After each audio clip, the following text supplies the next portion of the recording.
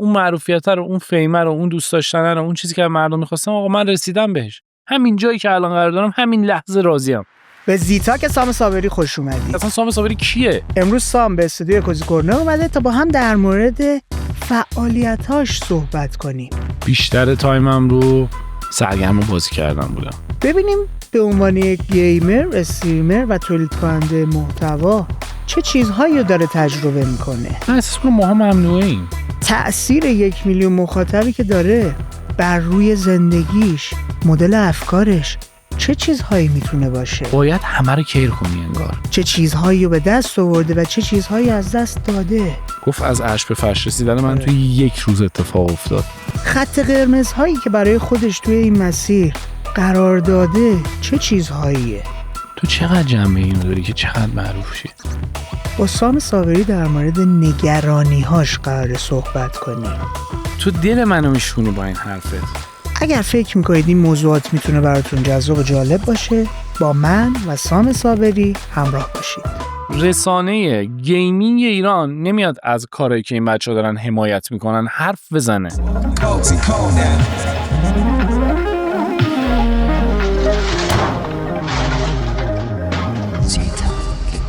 قبل اینکه بخوایم بریم سراغ گفتگو اصلی با سام عزیز، یادآور میشم که هدف ما تبدیل کردن کوزی کورنر به یک برنامه بین‌المللی در یک بازه 5 سال است. بچه‌ها 1 سالش گذشت. بیش از 100,000 تا مخاطب روی اینستاگرام به دست آوردی، بالای 10,000 نفر روی یوتیوب دنبال کننده داریم. در مجموع بیش از 125,000 نفر خانواده کوزی کورنر رو دارن تشکیل میدن. ولی کافی نیست. چرا که چهره‌های بین‌المللی به قدرت رسانه‌ای و میزان مخاطبی که یک پلتفرم داره نگاه میکنن برای اینکه دعوت اون گروه، تیم و رسانه رو بپذیرن. کمکمون کنید سرعت رشدمون بالاتر بره. ما اگر اتفاق خاصی نیفته اولین برنامه انگلیسی زبان خودمون رو بعد از تمام شدن سال 3 استارت خواهیم زد. بریم ببینیم با سام در مورد چه چیزایی داریم گپ میزنیم. من مطمئنم که برنامه خیلی جذاب و جالبی خواهد شد.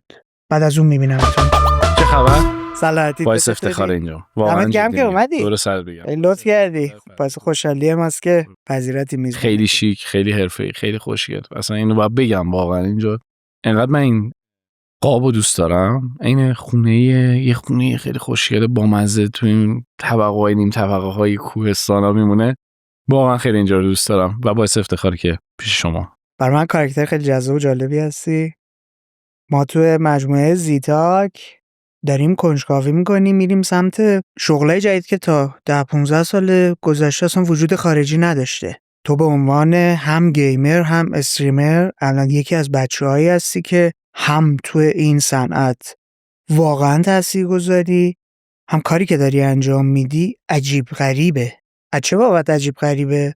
اینکه شما استریم گیم بذاری بعد به صورت میانگین در لحظه 2,000 نفر نشسته باشن شما رو زنده تماشا کنن، خیلی عجیبه. بعد من برای اینکه مثلا چک کنم، من بارها دیدم دیگه ساعت 3 صبح میرم ساعت مثلا 5 بعد از ظهر اگر لایو باشی میرم میبینم باز دوباره کلی آدم نشستن. آشنایی اصلی خود من با تو سر دوناتونی بود که پارسال اسفند اگر اشتباه نکنم یا پیرارسال اسفند، من هر سال توی اسفند این پیرارسال اسفند بود فکر کنم، چون تا قبلش اصلا واژه دوناتون رو من نشنیده بودم. بله فکر کنم 23-4 روز مدام پشت سر هم لایو. اول از همه من دوست دارم بدونم که سام صابری چرا و چطور وارد فضای گیمینگ شد و بعد از اون چطوری رسید به جایی که بره سمت استریم. داستان از اینجا شروع میشه که من یه پسر بچه بودم که همیشه عاشق گیم بود. از زمان بچگی تمامی کنسول هایی که بود رو دوست داشتم. پسر سرگرمیشون اکثرا توی کوچه بازی کردن فوتبال بود. من سرگرمیم این بود که توی خونه با دیوایس هایی که اون موقع الان بهش میگیم دیوایس قدیم بهش میگفتیم دستگاه. آره. و عرضم حضورتون میکرو بود، سگا بود و این چیزایی بود که تو نسل من بود. اینم بگم 31 سالمه دیگه. درسته میگن گیمر ولی دیگه سنی از همون داره کم کم میگذره. علاقه‌مند به این بازی‌ها بودم واقعیت. و خیلی از حس تنهایی که من توی بچگی داشتم، اتفاقاتی که منو توی بچگی در بر گرفت که حالا داستان‌ها داره که اگر تایم باشه حتما براتون تعریف میکنم. من به خاطر شرایطی که برام پیش افتاد سعی میکردم با کنسول‌ها و اینا سرگرم کنم خودمو. بیشتر تایمم رو سرگرم بازی کردن بودم توی خونه تنهایی. من اون پسرا نبودم که توپ بردارم برم تو خیابون فوتبال بازی کنم یا ارزم به حضورت با رفیقام بخوام برم تا سر کوچه بشینیم حرف بزنیم، پای موشک بازی کنیم. اکثرا سرم توی دنیای گیم بود. چی داشته برات؟ چی بهت اضافه میکرد؟ راستشو بخوام بهت بگم این بود که من از اون دنیای بیرونی که برای خیلی از بچه‌ها توی سن پایین ترسناکه جدام میکرد. اون اصطلاحاً اذیت‌هایی که ما همه تو بچگیمون از طرف آدم‌هایی که بزرگتر از خودمون بودن یا همون بولی کردن توی مدرسه یا بولی کردن توی کوچه و خیابون، آدمای قلدر، من از اونو دور میکرد و سعی میکرد من روی ریزه پیزه بودی بچگی؟ من خیلی آدم لاغر و کوچولویی بودم، قدم بلند بود ولی تو به خود منم ریغون میگفتن. آره اینجوری بودم ولی خب بچه پررویم بودم، یعنی همیشه شر درست میکردم. واقعیت اینجوری نبودم که هر کسی هم هر چی بهم بگه، اما همیشه مدام دنبال آرامش و صلح بودم از بچگی و یه کاراکتر خیلی صلح هنوز که هنوز دارم. اما امنام بودم که پارو رو من میذاشتن الکی. اینجوری نبودم که بگم وای ببخشید تو رو خدا اذیتم نکنید. تا هر چی بود تاش میرفتم. آره. ولی از اون دنیای میومدم بیرون. خیلی دنیای بچگی به خاطر ساختار جامعه ما خیلی اذیت میکنن. یعنی فرهنگ سازی نشده. بچه‌هایی که هنوز البته تو خارج هم هستش، دیدی که تمام بچه‌ها رو بولی میکنن توی مدرسه، اذیتشون میکنن به خاطر قیافشون، به خاطر جثه‌شون، قدشون، هیکلشون. اون دنیا میومدم بیرون چون من بچه‌ام بودم، هی دماغم هم میشکست. آره خیلی شیطون بودم. بعد مسخره میشدم. بعد اون موقع اینجوری بود که مثلا من گوشام یه ذره از بدنم بزرگتر بود، بعد از سرم بزرگتر بود، به خاطر مثلا گوشام اذیتم میکردن فلان اینا. بعد کوچولو بودیم دیگه، من چنم کلاس مثلا چنم سوم بودم نمیتونستم برام به پنجم یه چیزی بگم دیگه. دیدی دیگه همیشه اینجور چیزا توی زندگی ما اتفاق افتاده و این دنیا از اینجا شروع میشه، میره به سن تینیجر من که میرسه با گیم نت آشنا میشم. میبینم یه جایی هست، یه فضایی هست که آدم‌ها بغل هم دیگه. برادرتون موقع بود نبود؟ نه من تک فرزند بودم اون زمان. من یه داداش کوچیک‌تر از خودم دارم، 10 12 سال 11 سال از خودم کوچیک‌تره و اون موقع تنها بودم. ما یه زندگی فوق‌العاده خیلی خوبی داشتیم که توی یه شب یهو همه چیز از عرش به فرش رسید. خیلی داستان‌های جالبی داره و عرضم به حضورتون که با گیم نت آشنا شدم. دیدم یه مغازه، یه نور تاریک، 10 تا کامپیوتر. اون موقع هم گیم نت اصلا بزرگ نبودن. 10 تا کامپیوتر همه تو هم دیگه نشستن دارن یه بازی میکنن. تفنگ دستش تیر میزنه. بعد چجوری اینا دارن با هم دیگه بازی میکنن؟ این برای من اولین چیزی بود که جذاب بود. من تا موقع اصلا نمیدونستم گیم آنلاین یا گیم لن پارتی چجوری هستن. اومدم نگاه کردم این پی سی به این پی سی وصله، این به این وصله، همه توی یه بازی دارن همدیگه رو میزنن. چقدر جذاب. برای اولین بار مادر بزرگم منو برد توی گیم نت. مام بزرگم آره. چقدر جالب. آره مام بزرگم منو برد توی یه گیم نت. گفتش اینجا چه جوریه پسرم میخوام بشم. موقع فکر میکنم ساعتی 200 تا تک تومن بود، 100 تا تک تومن بود، همچین چیزایی بود. یک ساعت منو گذاشت توی گیم نت و یه آقای بود به اسم علی گلبون اگر اشتباه نکنم. علی گیم نت داشت توی گیشا یه مغازه، فکر میکنم 10 متر کمتر داشت، خیلی کوچولو بود، همه تو هم دیگه بودن. منو گذاشت اونجا و اولین بار نشستم پشت کامپیوتر، آوردم بالا، لاگین کردم کانتر استرایک و رفتم توی یه دنیایی که با بقیه میتونستی آنلاین همزمان بازی کنی و اون طرفی که بغل دستت رو بکشی. چی از این جذاب‌تر؟ و شروع کردم اونجا بازی کردن 1 ساعت 2 ساعت روزانه و گذشت و من دیدم شبانه روز دیگه تو اون گیم نت بودم و من نمیتونستم بیارم بیرون. که گذشت خودم شدم متصدی گیم نت. نه بابا. آره. چند سالت بود؟ تو زمانی که شدم متصدی گیم نت فکر می‌کنم 16 سالم بود اگه اشتباه نکنم. ولی خب این داستانی که دارم برات تعریف می‌کنم مثلا از 8 9 سالگی من تو گیم نت گذشته تا رسیده به این سن و روزی که فهمیدم میتونم کار بکنم، میتونم درآمد داشته باشم، برای اینکه دیگه نرم اونجا پول بدم بازی کنم، این کارو می‌کردم. رفتم شدم متصدی گیم نت. آره رفتم شدم متصدی گیم نت و و خیلی هم جذاب بود. توی این یکی دو سالی که من یک سال متصدی گیم نت بودم، اتفاق خیلی عجیب غریبی هم برام افتاد. یه بار گیم نت آتیش زدیم، گیم نت اون یارو رو دست ما نبود آتیش گرفت. حالا میگه خودشون آتیش زدن، نه یو گیم نت یه بار آتیش گرفت، ما تو بودیم. عرضم به حضورت که من تمام آره نشسته بودیم بشین بازی می‌کردیم، دیدیم بود دود میاد بالا، چپ راست نگاه کردیم، یهو دیدیم آتیش گرفت. اونجا هم همه چی الکترونیکی بود، یکی اینج همش منفجر میشد. و دوستام که می اومدن، من به خاطر مرام معرفتی که همیشه بین رفیقام داشتم، همه رو از ویندوز می آوردم بالا بچه‌ها رو. بعد ساب گیم نبود اکثرا و اینجوری نبود که چک کنه ببینه مثلا چه جوریه. دوستام می اومدن اون موقع مثلا 20 تا کامپیوتر بود، 10 تا می آوردم بالا، از رو سرور می آوردم بالا، بچه‌ها پول نمی گرفتم. رو اکانتاشون نمی اومدن بالا، مجانی می اومدن بالا. 2-3 ساعت ظهر که میدونستیم اون آقا نمیاد اینجا رو چک کنه، همه می اومدن بازی می‌کردن رفیقام. یهو که میرسید یهو میبینید همه ویندوز ها یهو میزدم خاموش میشد. یهو میگه این همه آدم نشسته بازی نمیکنن، 10 نفر اینور خاموشه اینورم خاموشه. گفتم آره دیگه بازی نمیکنن، چه حرف میزنن. و در لحظه میزدم خاموشی که تابلو نشه. خلاص این مرام معرفتام توی این گیم تا من داشتم اسای واسهشون. داستان میگذره و میرسه به 25 6 سالگی من. آشنا شدم 1 سال یا 2 سال قبل از کرونا. شروع کردم کار کردن و با هیته استریم آشنا شدم. اون موقع ما آنلاین دیگه بازی میکردیم، گیم ها آنلاین شده بود. من اصلا فیلد کاریم یه بازی بود که استراتژیک بود، فیلد بازیایی که بازی میکردم، و از بازی های شوتینگ اصلا خیلی دور بودم. میگذره من با بازی کال آف دیوتی آشنا میشم که زندگیمو مدیونشم. واقعا خیلی جالبه که چرا اینطوری میگی؟ به خاطر اینکه ما توی زندگیمون چندین بار اتفاقات خیلی شدید و بدی برامون افتاد. از شاید بهتون بگم 1-2 بار که پدرم ورشکست شد، اتفاق خیلی عجیب غریبی برامون افتاد. یه جورایی به ته اون باجت خانوادگی رسیده بودیم و از ته اون باجت خانوادگی بابای من برای من یه دونه کامپیوتر خرید اون موقع و اون زندگی ما رو واقعا بخوام بهت بگم نجات داد. من پسری نبودم که خیلی اهل کار کردن باشم، رو راست بهت بگم. خیلی هم حرفه‌ای نداشتم که بخوام برم جایی کار بکنم، از اون حرفه استفاده کنم، و از بچگی هم اینجوری بودم مثلا حرف کسی تو کتم نمیره. شروع کردم خودم کار کردن با اون کامپیوتره، بازی میکردم، اکانت‌های بقیه رو میگرفتم، اکانتاشون لولاشون رو اینجوری بگم راحت تره، لولاشون رو میبردم بالا و در ازای اون لول بردن بالا پول میگرفتم از مردم. چه حسی برای اونا داشته؟ اونا توی یه رنکینگی بازی میکردن که مثلا شما یه پلیر ضعیفی، اکانتتو میدی به من میارمش توی لول بالا که بری با پلیرهای قوی تری بازی کنی که بازیت هم بهتر بشه، هم بیشتر بازی رو یاد بگیری.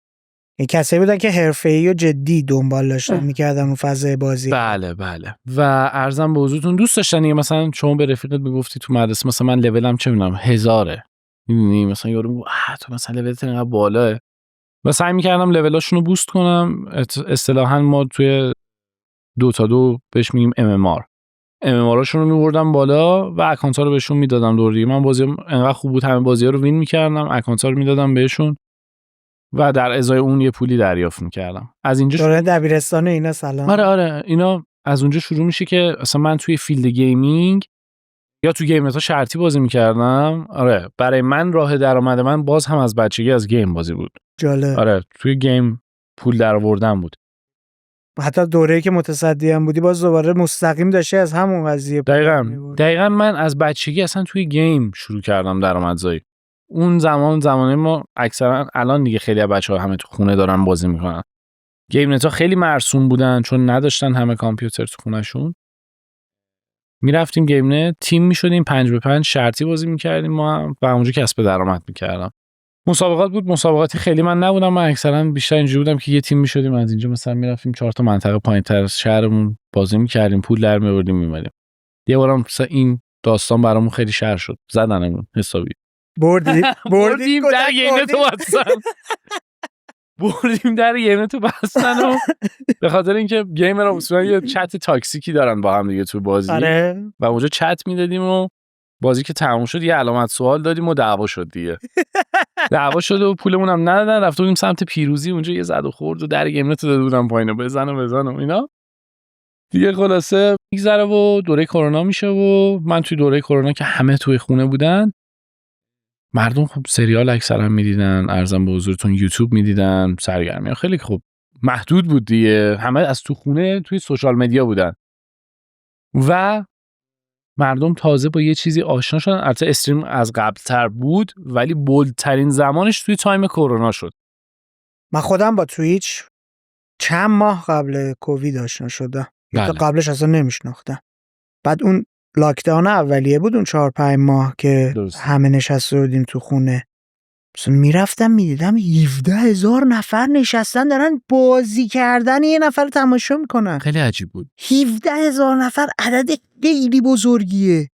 یه لحظه آدمون بیاین تصور کنن 17,000 نفر در لحظه همه نشستن دارن به گوشی نگاه میکنن، به مانیتور نگاه میکنن. خیلی عدد رقم عجیبیه. این داستان اون زمان تو هیچ فیلتر نبود که الان در حال حاضر فیلتره. توی زمان کرونا همه آشنا شدن با یه جایی که مردم لایو میتونن با اون کسی که دوستش دارن میبیننش اصطلاحاً ارتباط بگیرن، چت کنن، همزمان اون آدم جوابشون رو توی چت بده. آشنا شدن با پلتفرم تویچ.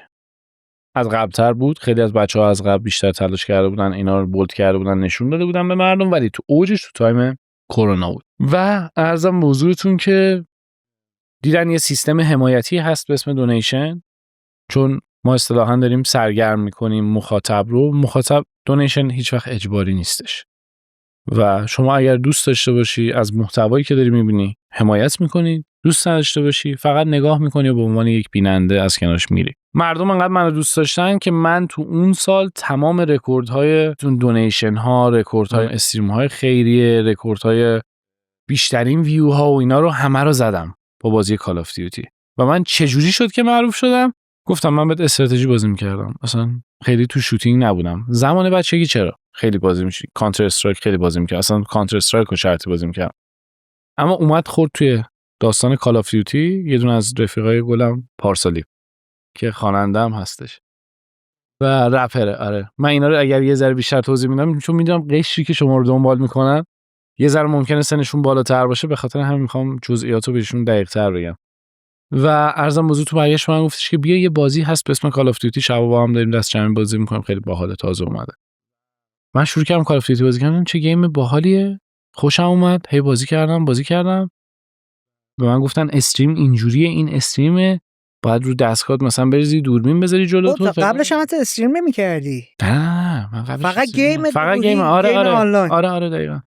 گفتن اینجوریه، دوربین گذاشتم جلو خودم و من یه دونه، من اون زمان محدودیتام تو عکسام کاملا مشخصه، نور آنچنانی نداشتم، از این مهتابیایی هستش که میذارن زیر کابینت. خب گرفته بودم با نوارچسب چسبونده بودم بغل حاشیه مانیتورم که نور بزنه تو صورتم معلوم شه. یه دونه گوشی J5 داشت بابا، یه گوشی جدید گرفته بود، J5 مونده بود تو خونه، اونو برداشتم مستقیم وصلش کردم به کامپیوتر، شد دوربینم. یه دونه گوشی هم که گوشی خودم بود وصل می‌کردم به عنوان اینترنت دوم که وقتی استریم می‌کنم اون اینترنت LTE 3G اصطلاحاً اینترنت استریمو بده، چون باید آپلود داشته باشی. یه دونه ADSL هم داشتم، ADSL داشتم، اینترنت خیلی گرونی نداشتم. ADSL داشتم برای مگه میتونستی خودت ببینی؟ آره نه با ADSL بازی می‌کردم. یعنی اینترنت گیم میشد ADSL، اینترنت استریم میشد 4G. آره که با اون ارسال محتوا رو داشتیم. با گوشی اصلا. آره من اصلا همه میدونن این قضیه رو، من بدون هیچی شروع کردم، فقط کامپیوتر رو داشتم. والا یکی از ستاپ‌های جذاب آره الان دیگه تو فضای الان دیگه آره ماشاءالله اتاقم بیای دیگه، ماشاءالله خودت که اینجا پر دیوایسی ما اونجا یه سری دستگاه و اینا داریم. رفته پیشرفت کرد، دونیشنه بود، مردم حمایت میکردن، کم کم هی از 5000 تومان حمایت میکردن الی بالاتر. توی اون بازی من شروع کردم یه اسلحه‌ای به اسم اسنایپ که دیگه هم میدونیم چیه، اسلحه دوربین دار، اونو شروع کردیم زدیم و به خاطر کیل هایی که میگرفتم و ریاکشن های بعدش که داشتم خیلی معروف شدم.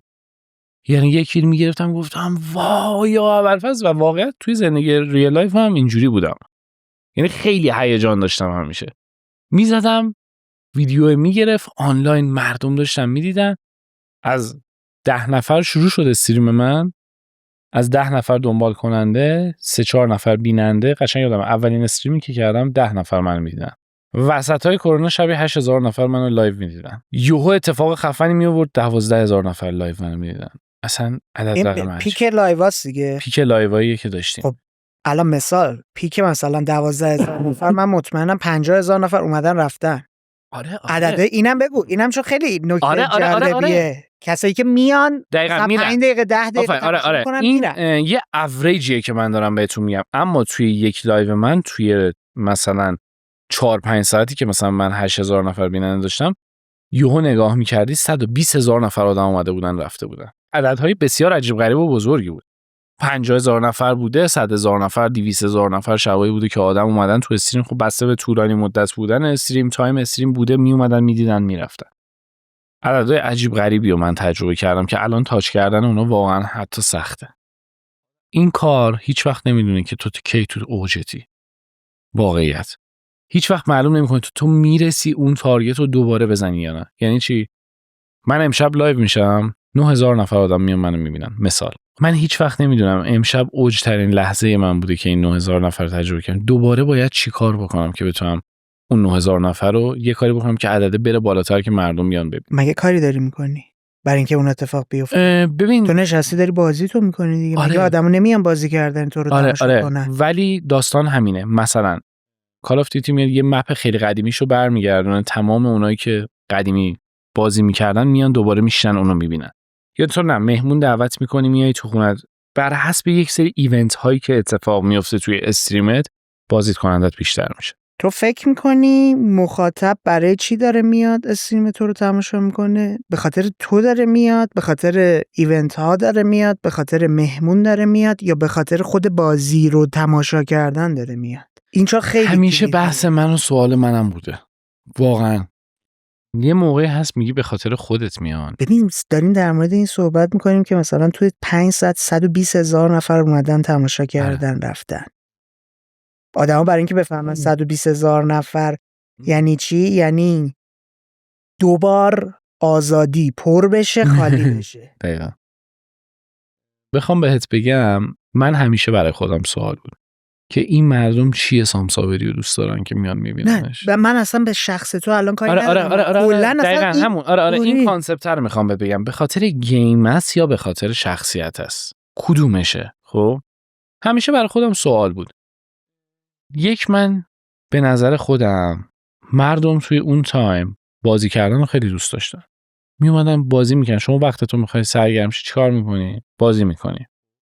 ولی وقتی پروفشنال نباشی بازی برات جذابیت نداره. یا باید خیلی تایم بذاری روش که بخوای بشی پروفشنال، یا برات جذابیتش از بین میره. انقدر میکشنت خستت میکنن. یا باید بری یکی رو ببینی یاد بگیری ازش، آموزش بهت بده که بگی آقا جان این اسلحه رو اینجا باید اینجوری استفاده کنی. یا باید ارزم بزرگ شومنی خوبی داشته باشه که بتونه تو رو توی اون چند ساعت نگه دارتت توی اون استریم. تایمی که 5 ساعت استریمی بیاد یارو بمونه ببینتت. کدومش به نظر خودم جذاب تر بود توی این قضیه؟ من بازی کردنم و مردم دوست داشتن. یعنی میومدن بازیه رو میدیدن یاد میگرفتن که باید خودشون چیکار کنن وقتی موقعی که تنها میرن تو بازی. بعد دیدن نه، بازی یه نفری رو ببینی که پرو پلیره، بازی حرفه‌ای انجام میده، خیلی قشنگتره، حس بهتری میده. مردم شروع کردن نگاه کردن، یاد گرفتن که از این که ما چه اسلحه‌هایی استفاده میکنیم، چه جوری بازی میکنیم، چه تیم بندی داریم، اصطلاحاً چه پلنایی داریم برای اینکه اول بشیم تو هر بازی. گروهیه آره. و چه پلن‌هایی رو استفاده می‌کنیم برای اینکه اول بشیم. آموزش می‌دیدن و شبا خودشون می‌رفتن با دوستاشون بازی می‌کردن و اون پلن‌ها رو پیاده می‌کردن. این یه بخشیش بود که به خاطر این نگاه می‌کردن و یه بخشیش به خاطر حرکت‌ها و ریاکشن‌های عجیب غریبی که من داشتم. یه اون ریجای سامساوری که خیلی معروف بود. کلی من کلیپ‌های جالب دیدم. آره. تو رو خدا اونا رو به کس نشون نده. من به شدت توی گیم آدم عصبی‌ام. توی دنیایی و ببین نکته جذاب و جالبش اینه که واقعیه. یعنی فیک نیست. تو قشنگ متوجه میشی چون سرخ میشی، کبود میشی. تو یکی از اینا بود که هی مش کوبیدی رو کیبورد. آره و از روی واقعیته. اون کیبوردی که من دارم میکوبم روش کربن هواپیماست و واقعا جز یکی از سخت‌ترین کیبوردهای جهان بود. من با مشت انقدر محکم زدم روی این و کیبورد اینجوری تا شد. وسط یه حالت اینجوری پیدا کرد و دکمه‌هاش و اینا همه از هم پاشید و ریاکشن لحظه این بود. چیزی نبود که از قبل بخوام برنامه بریزم بگم الان این کارو بکنم وای بزنم رو کیبورد. نه.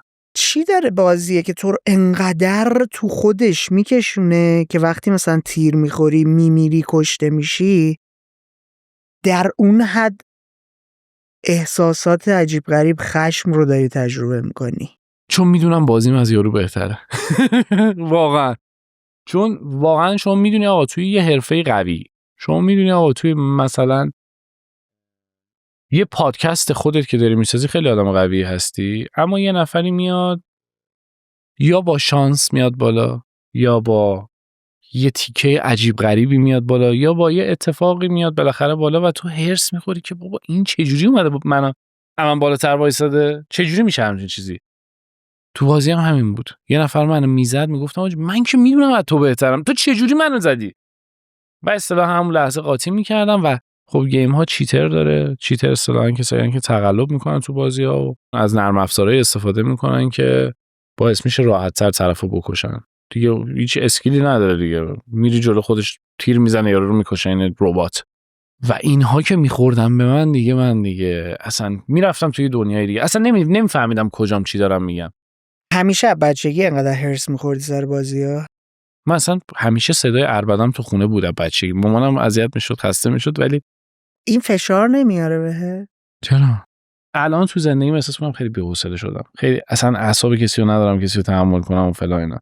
تو طولانی مدت با هم اومده و بخشی از من شده. کلا آدم خشمگینی هستی یا نه؟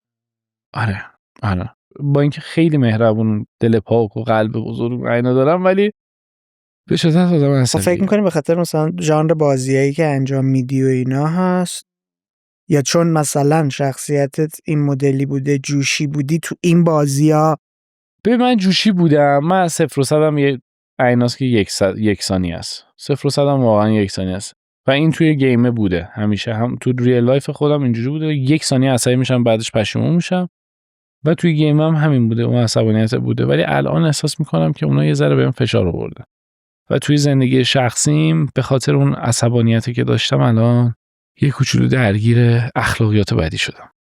داد میزنم، پرخاشگرم، میدونم اینها هست. بازیه اینو تحریک نمیکنه این مثلا؟ باعث میشد یه زبانی خالی شم. آره.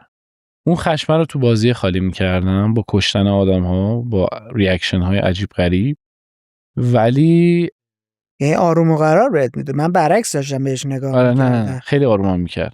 خیلی آرومم میکرد. چون برون ریزی میکردی؟ برون ریزی میکردم و عرضم موجود آرومم میکرد، اما الان احساس میکنم که باهام تلفیق شده دیگه. قبلا جایی بود برای خالی کردن خودم، الان میبینم شده بخشی ازم. میدونی؟ یعنی این اولش برای من خیلی خوب بود که خودم خالی میکردم خیلی. الان یه سوالی برام ایجاد میشه. تو سالها داشتی این گیمر رو تجربه میکردی دیگه. بعد رفتی تو این 5-6 سال اخیر سمت استریم کردن و به صورت لایو انجامش دادن. دقیقا. چیزی که داشتی اون موقع تجربه میکردی توی همین بحث اضطراب و خشم و این چیزی که داریم در موردش صحبت میکنیم، جنسش آیا متفاوت شده؟ الان میخوایم در موردش فکر کنیم، جنسش متفاوت به نظر من شده. آره، به خاطر اینکه خشمی که الان احساس میکنم منو در بر گرفته انگار تایمش بیشتر شده. اون موقع توی 1 ثانیه خودمو خالی میکردم، الان انگار باید توی 10 ثانیه خودمو خالی کنم. به خاطر این تأثیر نبوده که مخاطب میومده واکنش نشون میداده به اون خشمی که تو داشتی بروز میدادی و تو ناخودآگاهت داشتی جایزه میگرفتی دیگه؟ من هی دارم برون ریزی میکنم، مخاطب کیف داره میکنه. الان یه جوری مثلا شده که فکر میکنی باید خودت رو خشمگین نگه داری؟ ممکنه همچین چیزی باشه؟ آره بهش فکر میکنم. خیلی از موقع‌ها الان خیلی از بچه‌ها بیان برمیگردن میگن خب اون اتفاقایی که سام صابری 3-4 سال پیش رقم میزد، اون عصبانیت اون داد بیداده چقدر کمتر شده. احساس میکنن، میفهمن که من دیگه شاید مثل قدیم اون اخلاقیات عصبی طورمو تو گیم خیلی کم کردم. این بیشتر به خاطر آرامش خودم شده. اونو خیلی بیشتر دوست داشتن مردم. اون سام صابریه که عربده میزنه، قاطی میکنه، میزو میشکونه، میپره، دسته صندلیو میشکونه، خیلی کمتر شده به خاطر اینکه رو اعصاب روانم واقعا تاثیر گذاشته. قبلا تو 1 ثانیه این عصبانیت بود، الان میگم تو 10 ثانیه رو میمونه یهو. نمیدونم چرا. سعی کردم هندلش کنم، سعی کردم به عصبانیت ها رو کمتر کنم، چون یهو این عصبانیت تو خیابونم کشیده شده. یکی بهت میگه بالا چشت ابروی یهو دیوونه میشی. این اتفاق احساس میکنم برای من تو زندگی اصلیم هم اتفاق افتاد. من پیروز تو خیابون داشتم میرفتم، یه نفر زده بود رو ترمز، وسط خیابون، اصلا نمیدونم چرا خشممو اینجوری خالی کردم، انگار وسط خیابون پیاده شدم یقه یارو رو بگی فلان. بعد که نشستم گفتم اصلا این چه کاری رو کردی؟ تو اصلا یه آدمی هستی که 4 نفر اصلا میشناسنت. این اخلاقیات اصلا درست برای تو نیست. بذار به خودم اومدم دیدم باید کنترل کنم خیلی چیزا رو. واقعا خشم درونم خیلی باید کنترل. تو روتین زندگی چجوریه؟ چون من دارم چک میکنم الانم وسط دوناتون هستی. آره، من روتین زندگیم راستیتش الان اینجوریه که صبح بلند میشم از خواب. صبح که دیگه صبح نیست واقعا، دیگه ظهره. الان تو دوناتونیم یه ذره موضوع فرق میکنه، اما روتین کلی زندگیمو بخوام بگم 12 که ظهر بلند میشم تا 2-3 تازه ناهارمو بخورم، 3-4 مثلا شروع کنم استریم کردن، 3 استریم میکنم تا مثلا 6-7 بعد از ظهر. 6-7 بعد از ظهر شروع میکنم تبلیغاتی که تو اینستاگرام دارم یا ویدیویی که برای یوتیوب بخوام درست کنم یا هر چیزی رو تا 12 انجام میدم. 12 دوباره استریم میکنم تا 6-7 صبح. 6-7 صبح میخوابم و این تقریبا میتونیم بگیم که مثلا تو اگه حتی اون تایم چه میدونم 6-7 تا 12 شب هم بگیم جلوی دوربین، تقریبا 14 ساعت در روز جلوی دوربینی. آره. و اون تایمی که میخوام بهت بگم مثلا از ساعت 6 و 7 میرم سراغ کار اینستاگرام و یوتیوب و اونجا هم ممکنه که من ویدیو درست کنم. تو همش رو دوربینم. می‌بینی؟ و اون هم به نظر من خب کار حساب میشه دیگه. من دارم تولید محتوا میکنم. یه تایمی توی استریم آنلاینه، وقتی آفلاین میشم خب میرم سراغ اینستاگرامم، بعد تولید محتوا بکنم. پروژه باشه برای تبلیغات، مثلا پست اینستاگرام باشه، باید بریم تو لوکیشن، بریم نمیدونم اینستاگرام. اینجوریه. یوتیوب هم 2 تا چنل دارم، چون 2 تا چنل دارم خب هندل کردن 2 تا چنل هم یه کوچولو سخته. باید بیاد ویدیو آماده بشه، خودم چک کنم، دوباره بدی ادیتور فلان، چون من اصلا منیجر و اینا هیچ اعتقادی بهش ندارم. باید خودم دابل چک کنم اینا. باز هم تون تایم دارم کار میکنم و کار کردن رو دوست دارم خیلی زیاد، به خاطر اینکه مجموع مخاطبات توی تمام پلتفرم‌ها چقدره؟ روی اینستاگرام که الان 580,000 تا اگه اشتباه نکنم، در 575,000 تا 80,000 تا در حال حاضر دارم صحبت میکنیم. روی تویچ 345,000 نفرم. روی ارزم حضورتون یوتیوب یه چنلم 130-40,000 نفره، یه چنل دیگه هم 80-90,000 نفر که دیگه داره 100,000 تا میشه ان شاءالله. و تلگرام و اینجا هم هست. تلگرام هم آره، یه تلگرام هم یه چنل تازه همین 3 روز 4 روز پیش زدم 11,000 نفر اومدن. و یه چنل دیگه هم تو اینستاگرام دادم، دیدی برادکست چنل داره، آره. تو اونم 34,000 نفر هستن و بالای 1 میلیارد. 1 میلیارد خیلی شد. بالای 1 میلیون. آره فکر میکنم این 1 میلیون مخاطب چه فشاری رو داره به سام صابری میاره که سام حاضر 14 ساعت در روز جلوی دوربین باشه؟ آیا اونها تو رو دارن مجبور میکنن این مدلی کار رو زندگی کنی؟ چه سوال جالبی پرسیدی، خودم تا حالا شک نکرده بودم. ولی اولا بهت بگم من خیلی مردمیم، عاشق مردمم، واقعا جدی میگم، عاشق اینم با آدم‌های جدید آشنا بشم و هر کدوم از این یه دونه عدد فالوورها برای من مهمه. خیلی دوستشون دارم. چرا؟ صرفا دیدی خیلی از کسایی که توی فضای مجازی هستن میگن من 2 میلیون فالوور دارم، 1 میلیون فالوور دارم فلان، ولی در اصل میری میبینی چه مخاطبینی دارن اینو دنبال میکنن. مخاطبی هستن که صرفا میان میبیننش میرن. ولی توی قشر کار ما انقدر با مخاطب نزدیک و درگیری که باید همه رو کیر کنی انگار. این خودش یک نوع پوشه برای من که هر روز برای اینهایی که دارن منو دنبال میکنن یک چیز جدید ارائه کنم. سخت کار میکنم که یه چیزی برای ارائه به اینا داشته باشم. حالا چی میتونه باشه این ارائه؟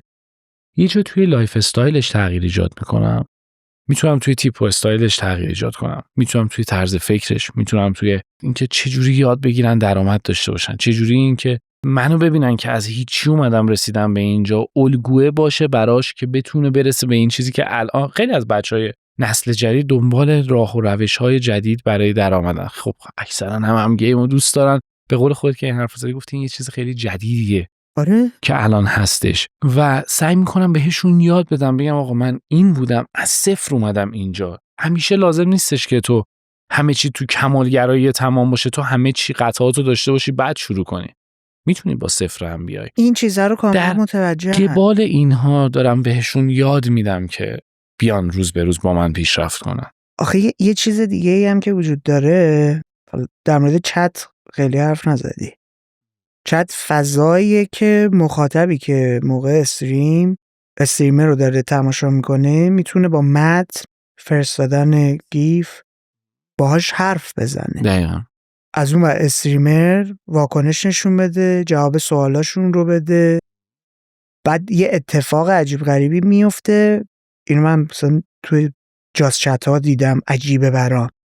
شما خیلی از بچه ها رو میشناسید، یعنی ارتباط کاملا دو طرفه است. ممکنه فقط یه آیدی باشه آفرین. ولی میشینی میگی آهان راستی امتحان چی شد فلانی، چیکار کردی امشب، چرا فلانی خبری ازش نیست نیومده. یعنی یه ارتباط عجیب غریبیه. چرا دارم میگم اون 1 میلیون آیا فشار داره یا نه؟ چون میبینم یه بخش جدی اون کسایی که دارن تو رو دنبال میکنن مخاطب پیگیر هر روز و هر شب تو هن. تو استریم های تو حضور دارن، باهات ارتباط دو طرفه دارن، قطعاً یک سری خواسته های از تو دارن. درست. آیا این تجربه که من این همه مخاطب وفادار پیگیر دارم تو رو داره به این سمت زندگی کردن و مدل کاری هل میده یا نه چیز دیگه ایه؟ ببین من واسه همین بهت گفتم 1 میلیون مخاطب داری که میاد یه چیزی میذاره همه نگاش میکنن میرن. بحث این 1 میلیون مخاطب من خیلی متفاوت تره. این که به قول تو میگی با هر کدومشون دقیق داری صحبت میکنی، دقیقا همینه. ما خیلی با اینها باید نزدیک باشیم. خیلی ببین اون چته که میگی یه بده بستونی داره، یه حرفی میزنه و در جوابش آنلاین حرف میشه. بزرگترین فنهای ما استریمرهای، ما یوتیوبرها، لویالها بچه‌های توییچن که خیلی ارتباط قوی باهات میگیرن به خاطر حرف زدن و فلان و این داستانا که تو جوابشون تو لحظه میدی. اما اینها ببین قبل‌تر من هیچ وقت به این فکر نمی‌کردم که من یک احساس مسئولیتی نسبت به این آدم‌ها دارم که اینها دارن منو پوش میکنن ارزم به حضورت به سمت اون اتفاق بزرگه. خب چطوری پس قبلا نگاهشون میکردی؟ قبلا به این دید نگاه میکردم که یک سری آدمن که دارن میبینن من رو و شاید زندگی خودشون دارن و من خیلی براشون مهم نیستم. فهمیدی؟ من اصلا خودم تو جایگاهی نمیدیدم که این متوجه نشده بودی که مستقیم روشون میتونی تأثیر بذاری. اصلا نمیدونستم انقدر دقیق میشم. چی شد اینو فهمیدی که انقدر تأثیر داری؟ یادت ها؟ خاطرت ها؟ خیلی اوقات من دونیت هایی شدم که توی چت نوشتن ما از افسردگی خیلی حاد با تو حالمون خوب شده. خب خیلی اصلا یه چیز خیلی زیادیه برای من. خیلی از بچه‌هایی که با من دنبال میکنن از افسردگی های شدید در اومدن و من خیلی از آدم‌هایی رو نجات دادم که به سمت خودکشی رفتن. خیلی. و شبانه روز باهاشون چت کردم، صحبت کردم. بهشون میگم ویژگی مشترک این آدم‌ها چی بوده؟ ویژگی مشترک آدم‌هایی که اومدن به من این حرفو زدن، ناامیدی از آینده‌ای که توی این روزها دارنه. یه پسر 16 ساله برای چی باید دغدغش این باشه که 2 سال دیگه من باید چی کار کنم؟ با این وضعیتی که داریم میریم جلو من باید چه کاری انجام بدم؟ من تو درس موفق نیستم. تو وارد چه حرفه‌ای بشم؟ وارد چه شغلی بشم؟ بتونم خودم رو نگه دارم توی این مملکت. می‌بینی با تمام اتفاقات بدی که ما داریم از صبح تا شب تجربه می‌کنیم. با تمام خبرهایی که داریم میاد. اتفاقا حرف قشنگی می‌زدی که از دوستان میگفت بزرگترین دغدغه اونی که تو استرالیا نشسته این بوده که 3 تا گوزن امروز مردن. دغدغه ما چیه؟ هر دقیقه قیمت دلار داره میره بالا پایین، هر دقیقه کالای داره گرونتر میشه. خب همش آدما دارن روی یه تردمیلی میدونن که تلاش بکنن بابا اون پسر عاشق اینه بتونه یه دونه کامپیوتر گیمینگ داشته باشه، نمیتونه با این قیمت بره بخره. چی کار باید بکنه؟ عاشق اینه که یه پیشرفتی تو زندگیش بکنه، بگه من میخوام بشم مثل سامساوری، ولی وقتی قبلش میاد به این فکر میکنه که آقا من چجوری اصلا برام اون دستگاه رو بخرم، میدونی این اذیتشون میکنه و میرسه به این سنی که میگه من 2 سال دیگه 18 سالمه، فشار خانواده است رو آدم دیگه. تو میخوای چیکار میخوای بکنی؟ برنامه برای آینده چیه؟ سر کار میری، سربازی میری، تو 18 سالت نشده باید بگی آقا سربازی سلام. میدونی چی میگم؟ اگه بچه درس خونی نباشه که باید 18 سالگی بری سربازی. بچه درس خونی باشی نهایت میری دانشگاه، لیسانس تو میگیری، یهو باز میای به یه واژه میرسی به اسم سربازی، میگی من این همه درس خوندم، این همه کار کردم، میخوام برم دنبال شغلم، میخوام برم 2 تا کشور خارجی ببینم. نمیتونی. میدونی یعنی ما الان توی مملکتمون به نظر من کار خیلی کمه برای جوونا. خیلی از بچه‌ها دوست دارن به هدفایی که تو زندگیشون برسن. آقا یه دونه هدف برای بچهای فن من، یکیش یه دونه کامپیوتر خریدن، یکیش یه دونه پلی استیشن خریدنه. یه پدر با این وضعیت چقدر باید کار کنه، چقدر باید درآمد داشته باشه که ماهی 10-12 میلیون اجاره بده، خونه‌شو بخواد پر کنه، این میشه 20-25 میلیون. یه دونه کنسول الان 30 میلیون تو مملکت. یعنی یک ماه نمیتونه طرف زمان زندگیشو ول کنه بگه من برای تو اینو میخرم. و خب سخت شده. میدونین شرایط مملکت برای ما سخته. این اذیتم میکنه. خیلی هم اذیتم میکنه واقعا. نمیدونم چه تغییری میشه واقعا توش ایجاد کرد که این بچه‌ها به یه هدفی برسن که نرن سراغ خودکشیه. بابا بچه 16 ساله 18 ساله به من مسیج میده میگه عمو من هیچ امیدی به آینده ندارم. اصطلاحاً به من میگن عمو به خاطر اینکه من یه ذره سنم بالاتره.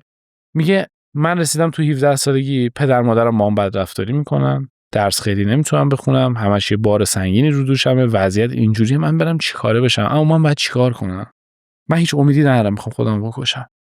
ساعت‌ها باشون صحبت میکنم.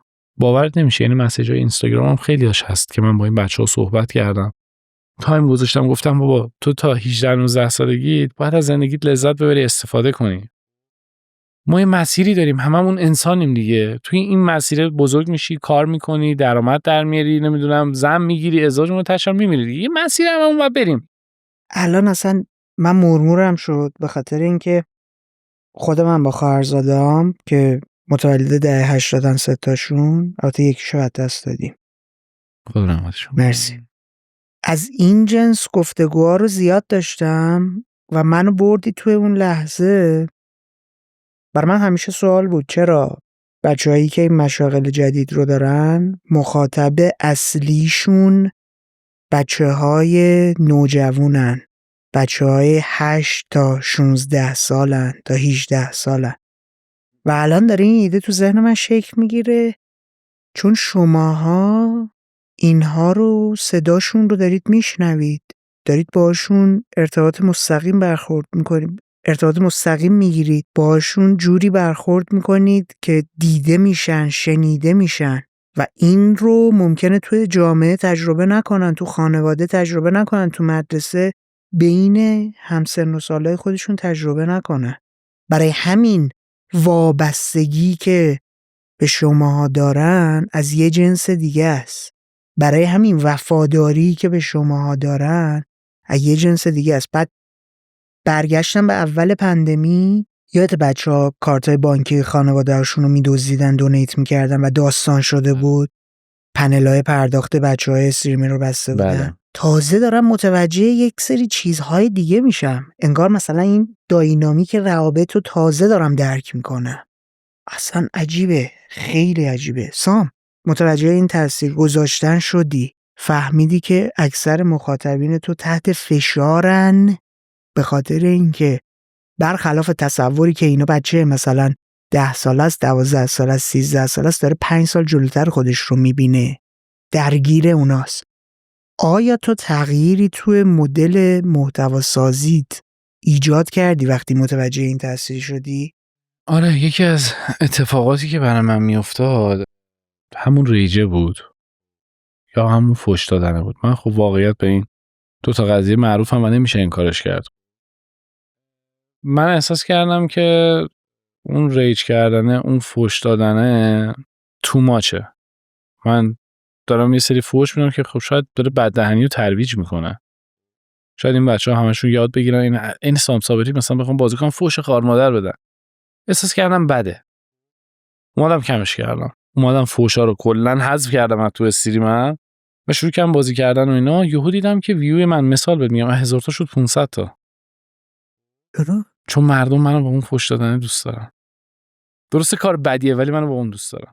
خب ولی بعدش من یادم یه ترمی و شما اضافه کردید که ما دیگه داریم میریم سمت اینکه استریمامون فامیلی فرندلی. آره تلاشمو کردم فامیلی فرندلی باشه و شروع کردید بقیه رو هم تشویق کردن. قشنگ من یادم یکی از چالشایی که یادم نمیاد یه دیالوگی بودش تو با آروین شو داشتی با امیر ایزد داشتی که داشتید گپ میزدید، فکر کنم تو پادکست تو میدنایت بود اگر اشتباه نکنم، پادکست امیر ایزد، که تو در مورد این داشتی صحبت میکردی که فلانیو باید بریم باهاش گپ بزنیم که بیاد فاصله بگیره از ترویج مواد مخدر، از صحبت کردن در مورد مثلا سکس، در مورد یک سری موضوعاتی که ممکنه تاثیر مخرب روی این بچهای کم سن و سال بذاره. و بر من خیلی جالب بود که تشویق حتی دارید میکنید یک جریانی رو راه اندازی کنید که بچه‌هایی که توی این حوزه هم دارن فعالیت میکنن متوجه این باشن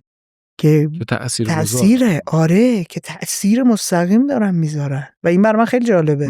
من خب واقعیت اصلا دراگ و اینجور چیزا رو تا حالا استفاده نکردم. من یه ویدیو دارم که نمیدونم مثلا دیدی یا نه که در مورد دراگ صحبت میکنم که من خیلی از دوستای صمیمی به خاطر این اتفاقات از دست دادم. بله خاطرمه. و شده فوت شدن، شده ارتباط دوستیمو باشون قطع کردم یا هر چیزی. یه خاطره در مورد یکی از بچه‌ها تو سربازی اگه اشتباه نکنم تو اون ویدیو تعریف می‌کرد. یه چند تا چیز این مدلی تو ذهن من. آره. ببین اگر من بیام هر روز به مخاطبم بگم این لیوان آب خوبه بخور، یه موقع ملکه ذهنش میشه دیگه. اون میگه خب بابا این اگه داره میگه خوبه که منم استفاده میکنم. اگر من بیام دراگ یا الکل رو خیلی ساده جلوه بدم و بگم این یه چیز عادیه، اون آدم ترغیب میشه که اون چیز عادیه است، پس عادیه دیگه استفاده کنیم، چیزی نیست که. و بکشونمش به اون سمت. من تا حالا نشده یک بار الکل بخورم جلوی دوربین وایسم، به هیچ عنوان. 6 ساله. به خاطر اینکه اولا که اصلا نمیتونم بازی بکنم. رو راست بگم اصلا نمیشه شما مثلا الکل بخور بشین بازی. اون بازی هم که تو داری انجام میدی انقدر تمرکز میخواد اصلا نمیشه. ولی تا حالا من همیشه این احترام به مخاطبم میذارم که یک بار تا حالا این کارو نکرده باشم که بیام یه حرف اشتباهی بزنم. میترسم از این، خیلی میترسم.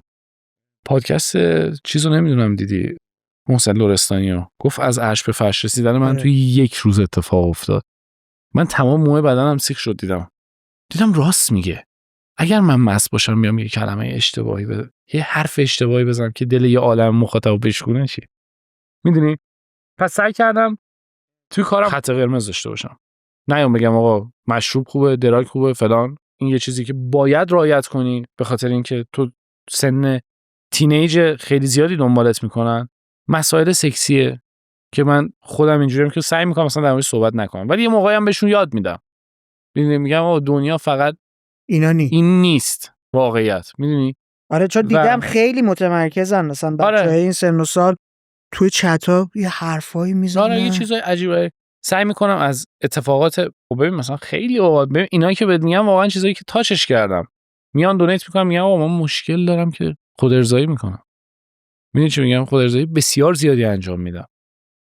میام براش شروع میکنم توضیح دادن که سنتینه، شاید سنتینه، این ما هممون تجربه کردیم، اصلا نمیشه بگی آقا جان ما همچین چیزی رو تجربه نکردیم.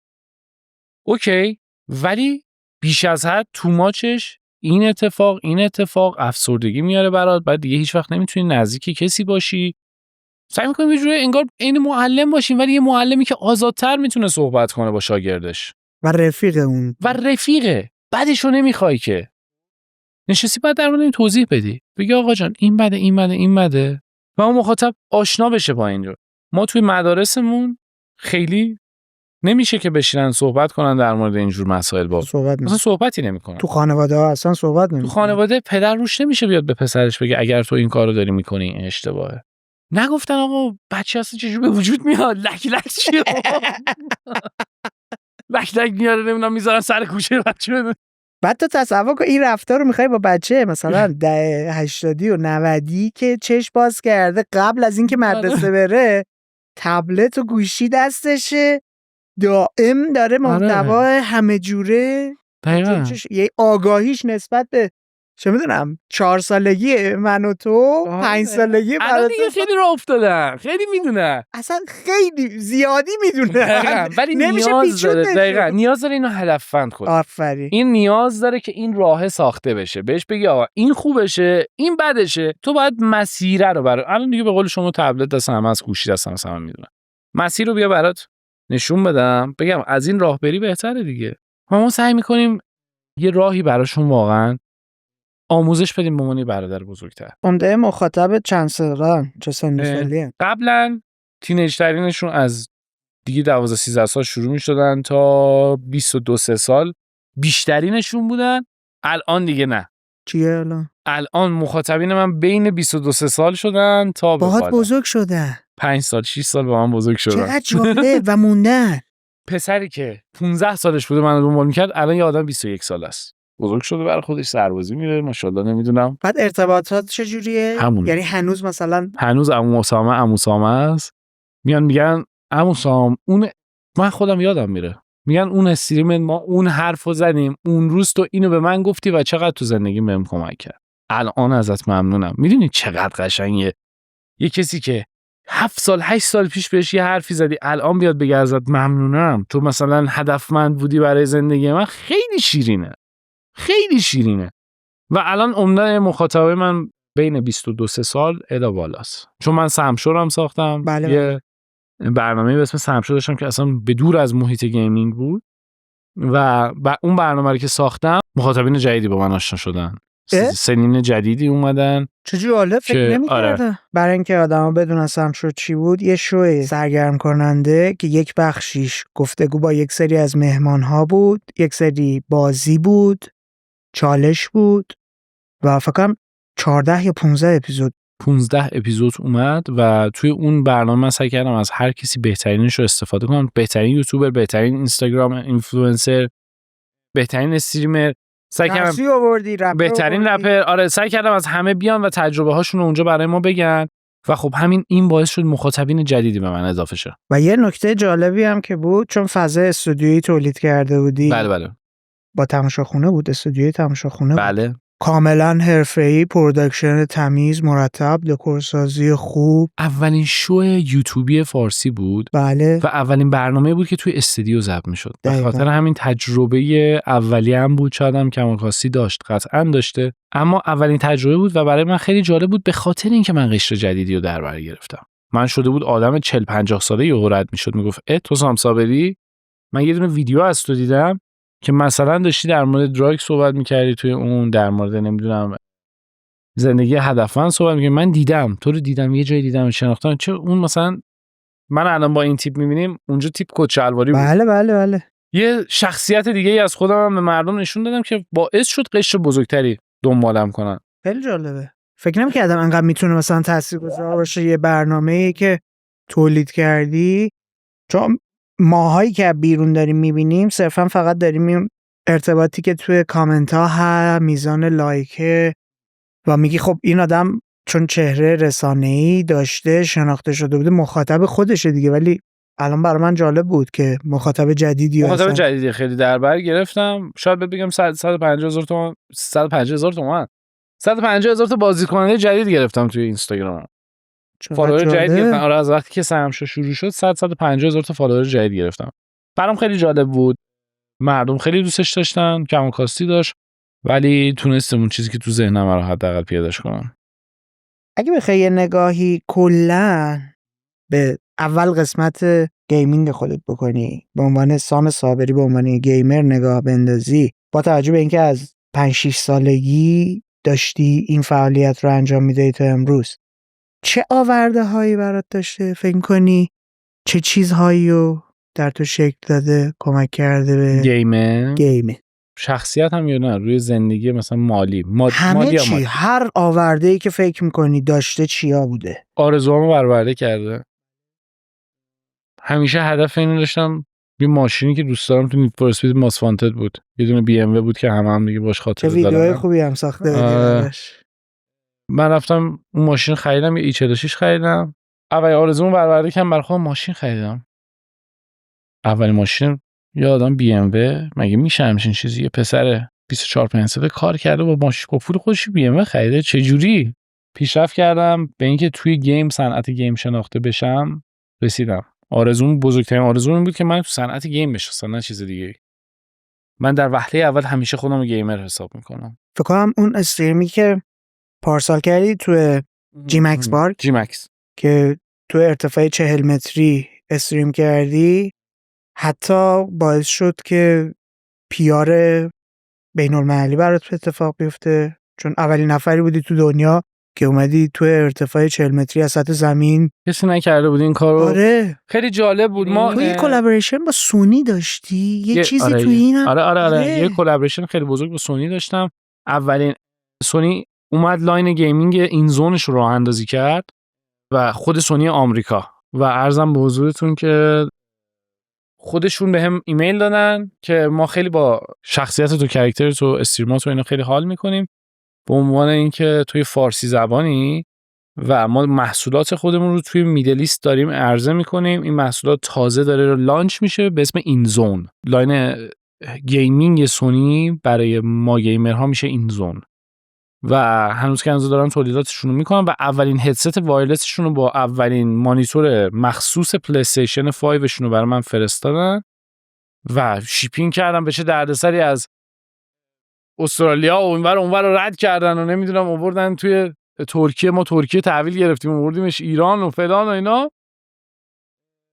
اولین لانچ محصولشون رو با من داشتن، براشون استریم گذاشتم. برای دوتا محصولشون هم هدستشون بود هم مانیتورشون بود. خیلی خفن بود. بزرگترین کلابریشن من با یه شرکت خارجی بود. برای من خودم خیلی جذاب بود که اصلا این زون هنوز تو ایران نیومده بود. من اولین نفری بودم که داشتمش. این خیلی برای من چیز خفن و بولی. واقعا دستاورد عجیب غریبی ها. این متاسفانه چون بده ها. جامعه مخاطب شما کودک‌ها و نوجوانا بودن که الان حالا با خودتون دارن بزرگ میشن. بزرگسالا شما رو جدی نمیگیرن. الان که داریم این برنامه رو ضبط میکنیم 3-4 روز پیش شیرین و حسین اسکار فیلم کوتاه انیمیشن رو گرفتن. بله تبریک میگم خب بهشون. من کمتر از اون نمیبینم یک همکاری بین المللی که لانچ محصول خودش رو یک کمپانی در حد مثلا سونی بیاد با یک استریمر ایرانی انجام بده، به عنوان اینکه تو آدم تاثیرگذاری تو جامعه فارسی زبانی، من میخوام بیام این کارو بکنم. جدی میگم، من اینو کم از اون نمیبینم. ولی متاسفانه تو همچین چیزایی رو نه تو رسانه‌های تخصصی، نه تو رسانه‌های عمومی، نه تو کل جامعه میبینی که آدم متوجه همچین فعالیتایی بشن.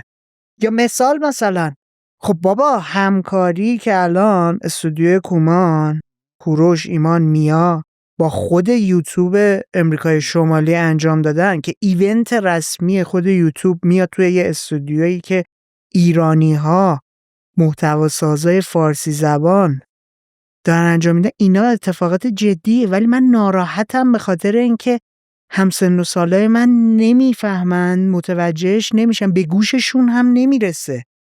ما که هیچ حمایتی از نظر دولت که اصلا نداریم.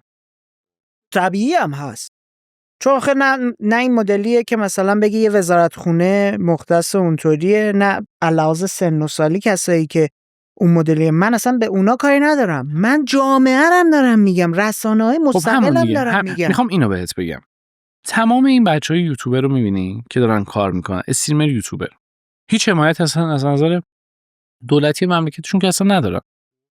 توی خارج کاملا برعکس این قضیه. بزرگترین صنعت پولساز یک کشور بازی سازیشه. بازیایی که الان دارن میدن، الان از صنعت سینما که انقدر پول توش هست، صنعت بازی سازی اومده سینما رو هم داره میگیره دیگه. و حالا نمیخوان آقایون به این قضیه فکر کنن که اصلا میتونن منبع درآمد بسیار بزرگی داشته باشن. مثلا کاری به اینا نداریم. ارزآوری که شما دارید الان، همه شماها دقیقاً دارید درآمد دلاری کسب میکنید، اون پول وارد مملکت دارید میکنی. دقیقاً. مثلا این بخش که هیچی، اصلا من خیلی در مورد این بخش وارد نمیشم، چون وارد شم واقعا انقدر دلم پره که میترسم دردسرش برای خودم. بخش دومش تمام بچه‌ای که دارن کار میکنن دلیان، برای دل خودشون دارن کار میکنن، توقعی من کسی ندارن دیگه، هر کی داره واسه خودش کار میکنه، واقعیت اینجوری واسه دل خودش داره کار میکنه.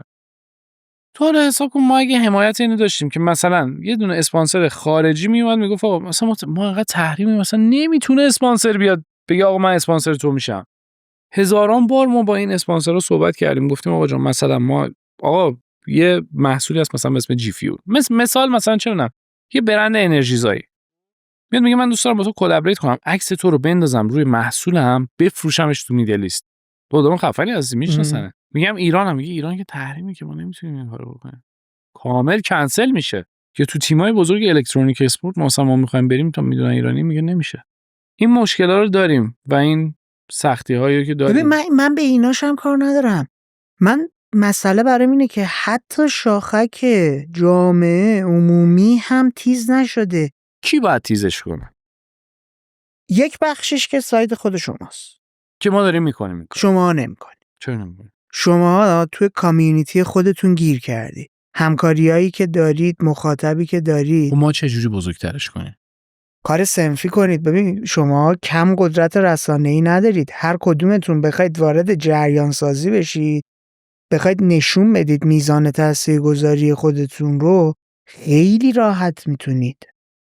ببین مثلا میگم الان که ما داریم صحبت میکنیم، فردا نه پس فردا داره یک اتفاق خیلی مهم توی کامیونیتی تولید کننده های محتوا میفته. برنامه واناواردز که یه برنامه سالانه قراره بشه که توی 30 رشته، حالا در آینده ممکنه بزرگتر و بیشترم بشه، داره میاد محتوا سازای فارسی رو جدی میگیره، بهشون جایزه میده، قراره دوره اولش برگزار بشه. ما شاهد این بودیم که چون همکاری مشترک بین اکثر بچه‌ها اتفاق افتاد، در سریع‌ترین حالت ممکن به گوش مخاطبا رسید این قضیه. ویدیوها رو من دارم میرم میبینم میلیونی بازدید گرفت. خوشانه میتونید یک معرفی فضا و حرفه و کاری که دارید رو این مدلی انجام بدید؟ چطوری مثلا 50 تا 100 تا 200 تا از محتوا سازا میان با هم یه همکاری مشترک میکنن؟ نمیتونید ببرید سمت این که پیامی رو مخابره کنید؟ نمیگم حتی برید سمت این که کار صنفی انجام بدید و فلان کنید و بیسار کنید. رسانه ما چه پلتفرمیه؟ شما به نظرم هر کدومتون رسانه خودتون رو دارید. نه میخوام ببینم چه پلتفرمیه. چه پلتفرمی؟ یا یوتیوبه یا شبکه‌های اجتماعی که اجتماعی. همشون فیلترن. آره تلگرام همشون فیلترن دیگه، راست میگی. توییچ هم همشون فیلترن. رسانه‌هایی که ما داریم توش فعالیت میکنیم تماماً فیلتر. کسی که قطعا الان فیلتر شکن داره فلان و اینا یک ذره آداپته هست با این موضوع که میدونه مثلا فیلتر شکن چیه، اینستاگرام چیه. مثلا این تا رنج 30-40 سالن دیگه. بزرگترین شغل هایی که الان مثال بهت میگم، یه کسی که کارخونه داره، یه کسی که نمیدونم یه بیزنس خیلی بزرگی داره تولید کننده از فلانه، به نظرت وقتش میکشه بیاد تو اینستاگرام ما رو ببینه؟ ولی اگه از بچه‌شون شما بخواید که اون معرفی کنه تو رو به اون میکنه. دقیقاً. یه سوال ازت دارم، اون آدمی که 40-50 سالشه قطعاً اخبار رو دنبال میکنه که براش وضعیت مهمه دیگه. اگر خیلی از این کارهایی که این همه بچهای جوون ما کردن، رسانه عمومی اینا رو پخش میکرد که مردهای آدمهای بزرگتری ببینن که بیزنس‌های بزرگ دستشونه، قطعاً این آدم‌ها خیلی میتونستن بیشتر ما رو ساپورت کنن. خیلی. حتی برای شغل خودشون استفاده کنن. آورده براشون داری، میزان تاثیرگذاری داری، مخاطب داری، اونم کسب و کار داری دیگه. نمیخواد بیاد خاله بازی کنه، نگاه میکنه ببینه میاد چه یه سودی بیزنس براش میکنه، داره. دیل اسم سامساوری مثال میاد روی یه دونه موسی که این آدم داره تولید میکنه، این موسو میده تو بازار با عکس و لوگو من، مردم هم میخرن، هم برای من وینه هم برای اون وینه و یه چیز خیلی بزرگی به جامعه میاریم نشون میدیم. ولی وقتی تمام این بچه‌ها توی تمام این محدودیت‌ها توی محدودیت‌های فیلترینگ فلان فلان فلان دارن برای خودشون کار میکنن. رسانه گیمینگ ایران نمیاد از کارهایی که این بچه‌ها دارن حمایت میکنن حرف بزنه. چرا؟ شما بپرس ازشون چرا. خیلی به چه جالبه. محدودیت دارن، ترس دارن، من نگرانی دارن. من نمیدونم. اومدن سایت دیوان آواردزو امیرعیزت اومده مثلا این قضیه رو راه اندازی کرده، تمام این آدما رو اومده دور هم دیگه جمع کرده. رسانه گیمینگ اسم این آدمو نگفته که بگه آقا این آدم این کارو کرده. چرا؟ سام صابری رفته توی ارتفاع استریم کرده، رسانه گیمینگ نیومده برگرده بگه اصلا سام صابری کیه؟ تمام پول میدادید تا گزارش رو؟ من نمیدونم. میدونی چی بهت میگم؟ اگه باید پول بدید پول بدید. به خدا جدی میگم.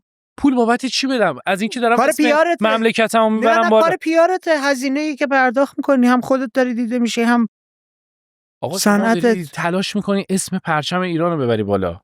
با من همه اینا رو میدونم. ببین الان یکی از چیزایی که درون تیمی دلی باشه. ببین سام، بذار یه چیز جالبی رو بگم. ایده زیتاگ طرح شد، اولین چیزی که بچه‌ها برگشتن گفتن ممکنه بریم مخاطبین ما کنسلمون کنن ولی من گفتم آقا نه، وای میستیم پاش. بدترین حالت اینه که مخاطب ما رو پس بزنه، بگه که چرا رفتید مثلا سراغ کسایی که فلانن، شما هم زرد شدید. چون از این حرفا بهمون میزنن. بله میدونم. بله. ببین ما امیر پارسا نشاط رو آوردیم، کیا رو آوردیم، هر کدوم از بچه‌هایی رو آوردیم که درگیر مشاغل جدید بودن، مخاطبمون شروع کرد ما رو زدن. چرا نمیخواید به رسمیت بشناسید؟ چه دشمنی دارید؟ به همسن و سالای خودم دارم میگم به اون کسی که تو داری میگی رسانه تخصصی گیمینگه. چرا؟ سوال اینه که چرا نمیخواید این جامعه که جامعه بزرگی هم هست به رسمیت بشناسید؟ چه چیزی باید اتفاق بیفته که به رسمیت بشناسید؟ تاثیرگذاریشون رو دارن؟ سوداوری و درآمدزایی رو دارن؟ مخاطب رو دارن؟ چون جدیده، چون کلن استریمینگ چند سالشه تو کل دنیا؟ فکر نکنم 15 سال شده باشه اصلا این صنعت وجود خارجی داشته باشه. ولی ما خودمون باید استارت بزنیم دیگه. استارتشو زدیم، حمایتی نداریم. یه ذره نمیدونم چجوری. من ایده‌ای که به ذهنم رسید، کمکی که از دستم برمیومد، یه بخش جدیشم کنجکاوی خودم بودا. من واقعا مسئله بود برام. من احساس کنم ماها ممنوعیم. احساس میکنم به خاطر تاثیرگذاری بسیار بزرگی که واسه مملکتمونه. فکر میکنم. ببین تو داری از لحاظ حاکمیتی بهش نگاه میکنی، اینطوری میگی. من دارم میگم مردم هم جدی نمیگیرن. یعنی مخاطب عام هم جدی نمیگیره. مخاطب عام چرا جدی نمیگیره؟ چرا ندید میگیره؟ چرا با بغض و کینه نگاه میکنه؟ آخه ببین یه چیز عجیب غریبه سام، من حالا با بچه‌ها که میشینم صحبت میکنم دارم میبینم ادبیات هم فرق داره. تو گفتگوهامون من برای اولین بار واژه ایزیمانی رو شنیدم، نیومانی رو شنیدم، اولدمانی رو شنیدم. این اصلا اصطلاحی بود که من باهاش آشنایی نداشتم و توی گپ و گفت با بچه‌های این کامیونیتی یادشون گرفتم و فهمیدم که اصلا نگاه متفاوت، نگاه مخاطبه هم متفاوت، جنس مخاطبه هم متفاوت کاملا. من برام دغدغه این بود اول از همه این مخاطبه رو بشناسم، ببینم چه چیزی توی تولید کننده محتوا داری برای بچه نوجوان، برای جوون دانشجو ایجاد میکنی که انقدر پیگیرت، انقدر بهت وفاداره. اینو اول متوجه بشم. بعد توی لایه‌های بعد، توی گپ و گفته اولیه‌ای که داشتم دیدم چه چیزهای عجیب غریبی شما دارید تجربه میکنید. یکی از بچه‌ها اومدش همینجا نشستیم صحبت کردیم. نمیدونم اپیزودش بعد تو پخش خواهد شد، قبل تو پخش خواهد شد، چه جوریه. توی پلتفرم‌های مختلف نزدیک 10 میلیون مخاطب داره. 23 سالشه. تعریف که گفت پارسال 4 بار چاقو برداشته بوده می‌خواسته گلوی خودشو پاره کنه. از فشاری که داره تحمل میکنه. آقا مشاغل جدیده دیگه. نمیدونی میگه. خودتو الان داری تعریف میکنی دیگه. میگه قبلا من بازیه استریم کردن باعث میشد خشممو در لحظه تخلیه میکردم. الان باعث داره میشه خشم من موندگارتر داره میشه، بزرگتر داره میشه. باید یک جایی در مورد این مسائل هم صحبت بشه دیگه. ولی آدما چیزی که فقط دارن میبینن آوردهان. میان میگن که ببین درآمد فلان داشت، داره نمیدونم فلان کار میکنه، این تعداد مخاطب داره، معروفه، مشهوره، محبوبه. الان برای مثال ما در مورد این صحبت کردیم که این فضای گیمینگ چه آورده‌هایی برای تو داشته. این فضای گیمینگ چه چیزهایی از تو گرفته؟ ببین به مثال سادهش رو برات بزنم. ما یه دوستی داشتیم به اسم سینانمو که خدا رحمتش کنه، همین 2-3 روز پیش فوت کرد. تصادف کرد متاسفم. که تصادف کرد فوت کرد و اینا یه استریمی داشتن و همون بحث اون یه کلمه، اون یه حرف هست که دارم بهت میگم. این بچه اومد یه حرفی زد که خیلی هم وایرال شد که گفته بود تا حالا 5 تا دراگو با هم زدی.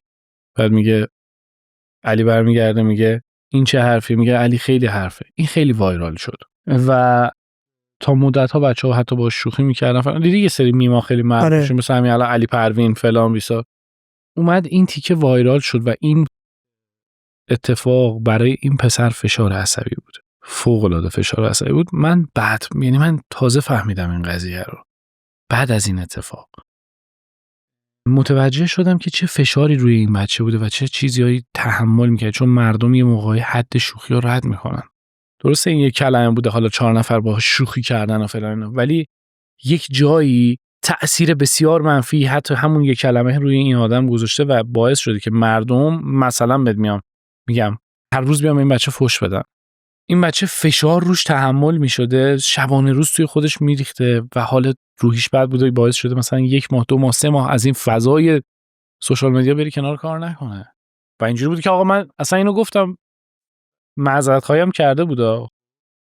و خیلی از مردم باز هم به چشم یک شوخی میدیدن ولی نمیفهمیدن که چه شوخی دارن با اون فرد میکنن که اینقدر فشار داره میاد روش، که اومده بود چنل توییچش رو پاک کرده بود، اصلا گفت من دیگه نمیخوام کار کنم. 3-4 ماه رفته بود و بچهای خودمون رفته بودن تلاش کرده بودنش بیارنش، بگم نتونسته بود این فشار رو اوکیش کنه، این فشار رو بیاره به نحو جوری ازش استفاده کنه که اصطلاحاً به نفع خودش بشه. این کلمه رو حتی یه جوری استفاده بکنتش که باعث بشه که از اینی که هست معروف‌تر باشه، از اینی که هست نتونسته تو راه مثبتش ازش استفاده کنه. انقدر فشار عصبی روش بوده. خاطر ما یک سری آدم‌هایی داریم که من بعد از این قضیه واقعا فهمیدم. یک سری آدم‌هایی داریم که حد و مرز رو رد میکنن. رفته بودن عکس خانواده‌اش رو در آورده بودن فلان. آره از این آدم‌های مریض کم نداریم. میگذرونن حد یه چیزیو. اوکی یه جمله از شوخی میکنی تمام میشه میره، ولی اصلا یه اشتباهی کرده. تا چند وقت معذرت خواهی کرد؟ بعد چند سالش مگه بوده این آدم؟ میدونین چی میگه؟ الان اون پسر ما دیگه نداریمش. اصلا نمیدونم دلیلش چیه، به خاطر فشار اون قضیه بوده، به خاطر این فشار قضیه نبوده. بابا آدم آتیش میگرفتم خانواده‌شو میدیدم. من این بچه رو 1-2 بار بیشتر ندیده بودمش. آتیش گرفتم رفتم دیدم یه جوون 26-7 ساله فوت کرده. توی این تایمی که این قضیه براش انقدر وایرال بوده، از استریم و اینا خداحافظی کرد. خدا میدونه چقدر حالش بد بوده. اصلا نمیدونم، ممکنه ذهنش درگیر بوده، تصادف کرده. اصلا شاید ذهن این بچه درگیر بوده. یه موقعی آدم فشار روانی داره ایجاد میکنه. خیلی خب این یکی از فشاراشی که زده بیرون دیگه، که ما یکی از بچهای گل و نازنینمون رو به خاطر شوخی‌های بیش از حد یه سری آدم‌های نخاله واقعا. ببین ما یه سری رفیق داریم، یه سری دوست داریم، با این قضیه شوخی می‌کنیم، میگیم میخندیم، حرف می‌زنیم، میره. تمام میشه میره. ولی دیگه نمیریم این بحث رو توی سخت‌ترین شرایط زندگی یارو بکنیم. می‌دونی چرا میگم؟ ممکنه 4 نفر، من خودم با این قضیه شوخی کردم، گفتم تا حالا مثلا 7 بار نامزد جایزه مثلا دوان اوارد شدی؟ خب این یه جمله است وایرال شده، بچه‌ها استفاده میکنن. الان مثلا ما 1000 جا مثلا جمله علی پروین فلان رو مثلا ما استفاده کردیم. مثال بهت میگم، هیچ کس هم کف دستش بو نکرده بود که میخواد این اتفاق بیفته. ولی یک سری نخاله داریم که میان این نخاله ها با این قضیه مردم رو اذیت میکنن. مثلا چرا بهش دایرکت داده بودن، چیزی که من شنیدم دیگه، دوستاش میگفتن تا حالا مثلا پدرت 5 بار فلان کرده، مادرت 5 بار فلان کرده، تو خانواده یارو فلان کردی، به خار مادر یارو فوش دادن، نمیدونم عکسشو فلان کردن. شما همونقدر که در دسترسی میتونی رفیق باشی فلان باشی، در دسترس هم هستی، حدش در رو لحظه می‌گذرونن. میتونن بابا، هیتر رو بهت بدن. شما یه جمله وایرال میشه با شوخی میکنی تمام میشه میره. 4 بار 5 بار شوخی میکنی میگی میخندی. فقط صرفا تو با تا حالا هیت همون گرفتی؟ خیلی کم. اصلا شاید بگم مثلا من از 1000 تا توی این 6 سالی که کار کردم از 30 تا 40 تا فوش خوردنم بیشتر بالاتر نرفت. چه خوش شانس بودی با. شانس نیست. چیه با؟ قلبمه. آجی مگه من آدمیم که قلبشو ندارم. من دروغ نمیگم. ولی به من خیلی فوش میدن. ببین بستگی داره روز چه چیزی رو تاچ میکنی که بهت فوش میدن. کجا رو دست میذاری که فوش میدن. قیافم به قیافم هم فوش میدم، به حرف زدن هم فوش میدم، به همه چیم فوش میدم. نمیتونم بفهمم چی. نمیدونم کجا رو. به مهمون آوردن هم فوش میدم. ببین من اینجوری هم که میگم آدما کجای زندگی بقیه مردم رو تاچ میکنن که فوش میخورن. تو کجا رو دست گذاشتی که شاید حرفت برای مخاطبت یه ذره سنگین بوده که فوش خوردی. من اینو میگم. من نمیدونم. من گیم بازی میکنم، راستیتش بیاد نهایتش رو بگم. من گیم بازی میکنم، استریم میکنم، نهایت فوش و فوشکاری تو همون گیم تمام میشه میره. من 4 تا فوش میدم اونی که من زده، اونم 4 تا فوش میده من تمام میشه میره. من اینکه یکی دایرکت منو باز کنه بگه حالا من زد به هم میخوره، نه. خیلی کم برای من پیش میاد. خیلی. میدونی الانم میگم قلبم نگین پس فردا این آدم چقدر خود راضیه ها، نه. به خاطر اینکه من توی این همه سالی که بودم سعی کردم استریم های خیریه بذارم. بگه 2-3 روز پیش بودش رکورد چی کندی توی 300 510 میلیون تومان جمع کردی. توی 300 510 میلیون جمع کردم. و یه حرف جالبیه که میگن آقا شما چرا کار خیر میکنی اصلا میخوای شواف کنی؟ چرا شوافش میکنی؟ میگن کار خیر رو مثلا چرا اعلام کردن مگه شوافه؟ یه سری عقیدهشون بیانه که تو میخوای یه کاری خیری بکنی برو تو خفا بکن. آقا من یه سوالی الان دارم. با توجه به اینکه این قضیه دونیشن و این استریم خیریه داغه. بله. چند تا دونیت مجموعش شد 510 تومن؟ هول و هوش فکر میکنم 400 500 تراکنش. اینطوری آدمو نگاه کنن که 500 نفر اومدن کمک کردن، انقدر در اومده، انقدر جمع شده. میانگینش اینطوریه که 1 میلیون. ولی من مطمئنم اگه کف و سقفش رو ببینیم عجیب تره. پایین ترینش یا اینطور میبینی 5000 تومنه. بله. بالاترینش رو نگاه میکنی میبینی مثلا $2000. بله. مثلا دارم میگم اینطوری آدمو نگاه کنن بهش که تو تونستی ظرف 3 ساعت با توجه به شخصیتی که داشتی، با توجه به گذشته‌ای که داشتی، با توجه به ارتباط عمیقی که برقرار کردی 500 نفر آدم رو مجاب کنی که در لحظه دستشون رو در بیارن برن آنلاین یک عددی رو پرداخت کنن. متفاوته. یه سوال ازت بپرسم. دوست دارم شما اون یه بزرگتر به من اصلا بگی. شما یه همچین چیزی رو میبینی. خب میبینی یک آدمی اومده اصلا استریم خیریه گذاشته. به نظرت میخوام ببینم تو نظرت اینه که آدم باید کار خیر رو وقتی پلتفرم داری توی خفا بکنه یا از پلتفرمش استفاده کنه برای کار خیر کردن؟ برمیگردم به صحبت خودت. تو وقتی داری نشون میدی کوچکترین حرکتی که داری انجام میدی داره تأثیر میذاره روی آدم‌ها، مخاطب خودت رو بهش ایده میدی که میشه فلان فعالیت رو هم کرد، از اون و آدم تاثیرگذاری هم توی کامیونیتی خودت و توی صنعت خودت و توی حوزه خودت هستی، این ذهنیت رو ایجاد میکنی برای بقیه که قدم خیر بردارن. حالا من نمیدونم صرف چه چیزی قرار بشه. اگه اشتباه نکنم یک بنده خدا یک بیماری داشت، یک بیماری بسیار سختی داشت که باید رودش رو عمل میکرد و اینا چندین عمل پشت سر هم داشت. تمام سیستم استریمش رو همکارم بوده، تمام سیستم استریمش و زندگیش رو همه رو فروخته، هزینه درمانش کرده. گریه میکرد تو بیمارستان که من ممکنه دور از جونش بمیره. من این سوال دارم از شما، کدوم آدمی تا حالا رفته جلو در یه وزارتخونه بگه آقا جان من فردا دارم میبینم یه پول بهم بده من برم عمل کنم؟ کی این کارو کرده؟ کدوم وزارتخونه این کارو کرده؟ هیچ کس. نه وظیفه وزارتخونه هم نی. اصلا نه آقا، اصلا یه کسی که بیمار نداره داره میمیره به کی باید بگه؟ ببین وایسا، یه جور دیگه ای من دارم میبینمش. من یه جور دیگه ای دارم میبینمش. این شکلی میبینم که تو میتونستی این کارم انجام ندی یا بیای بین بچه‌های خودتون، همکارای خودتون ریزون کنید اتفاقاتی که قدیم داشته میافتاده دیگه. بله. جمع کنید این مبلغ رو جور کنید. ولی آیا 50 سال پیشه که مثلا اطرافیان تو بازار و تو محل تو رو بشناسن که بخوای مدل 50 سال پیش عمل کنی؟ دنیا عوض شده. مگه مخاطبی که تو رو شناخته به خاطر اینکه توی فضای ریل ورلد و نمیدونم آیارل و اینا داشتی فعالیت میکردی تو رو شناخته که نخوای بیای تو پلتفرم خودت اعلام کنی؟ وقتی مخاطب تو رو اونجا دیده، اونطوری شناخته، تو اونطوری فعالیت میکنی. بعد وایسا، مدل داریم تا مدل دیگه. آیا تو اومدی حساب شخصی دادی؟ آیا اومدی پوله رو از مسیر خودت رد کردی؟ مستقیم از اون پلتفرم رفته ریخته شده به حساب اون شخص؟ آیا شما مثلا فلان ورزشکار بودی که اومد حساب شخصی خودش رو داد برای سیل فلانجا، اومدن از حسابش پولشویی کنن، 40 میلیارد تومان پول جمع شده ظرف 2 روز 3 روز حسابش بلوک کردن؟ کار درستت هم کردی، یعنی مسیرت هم مسیر تمیز و درستی بوده.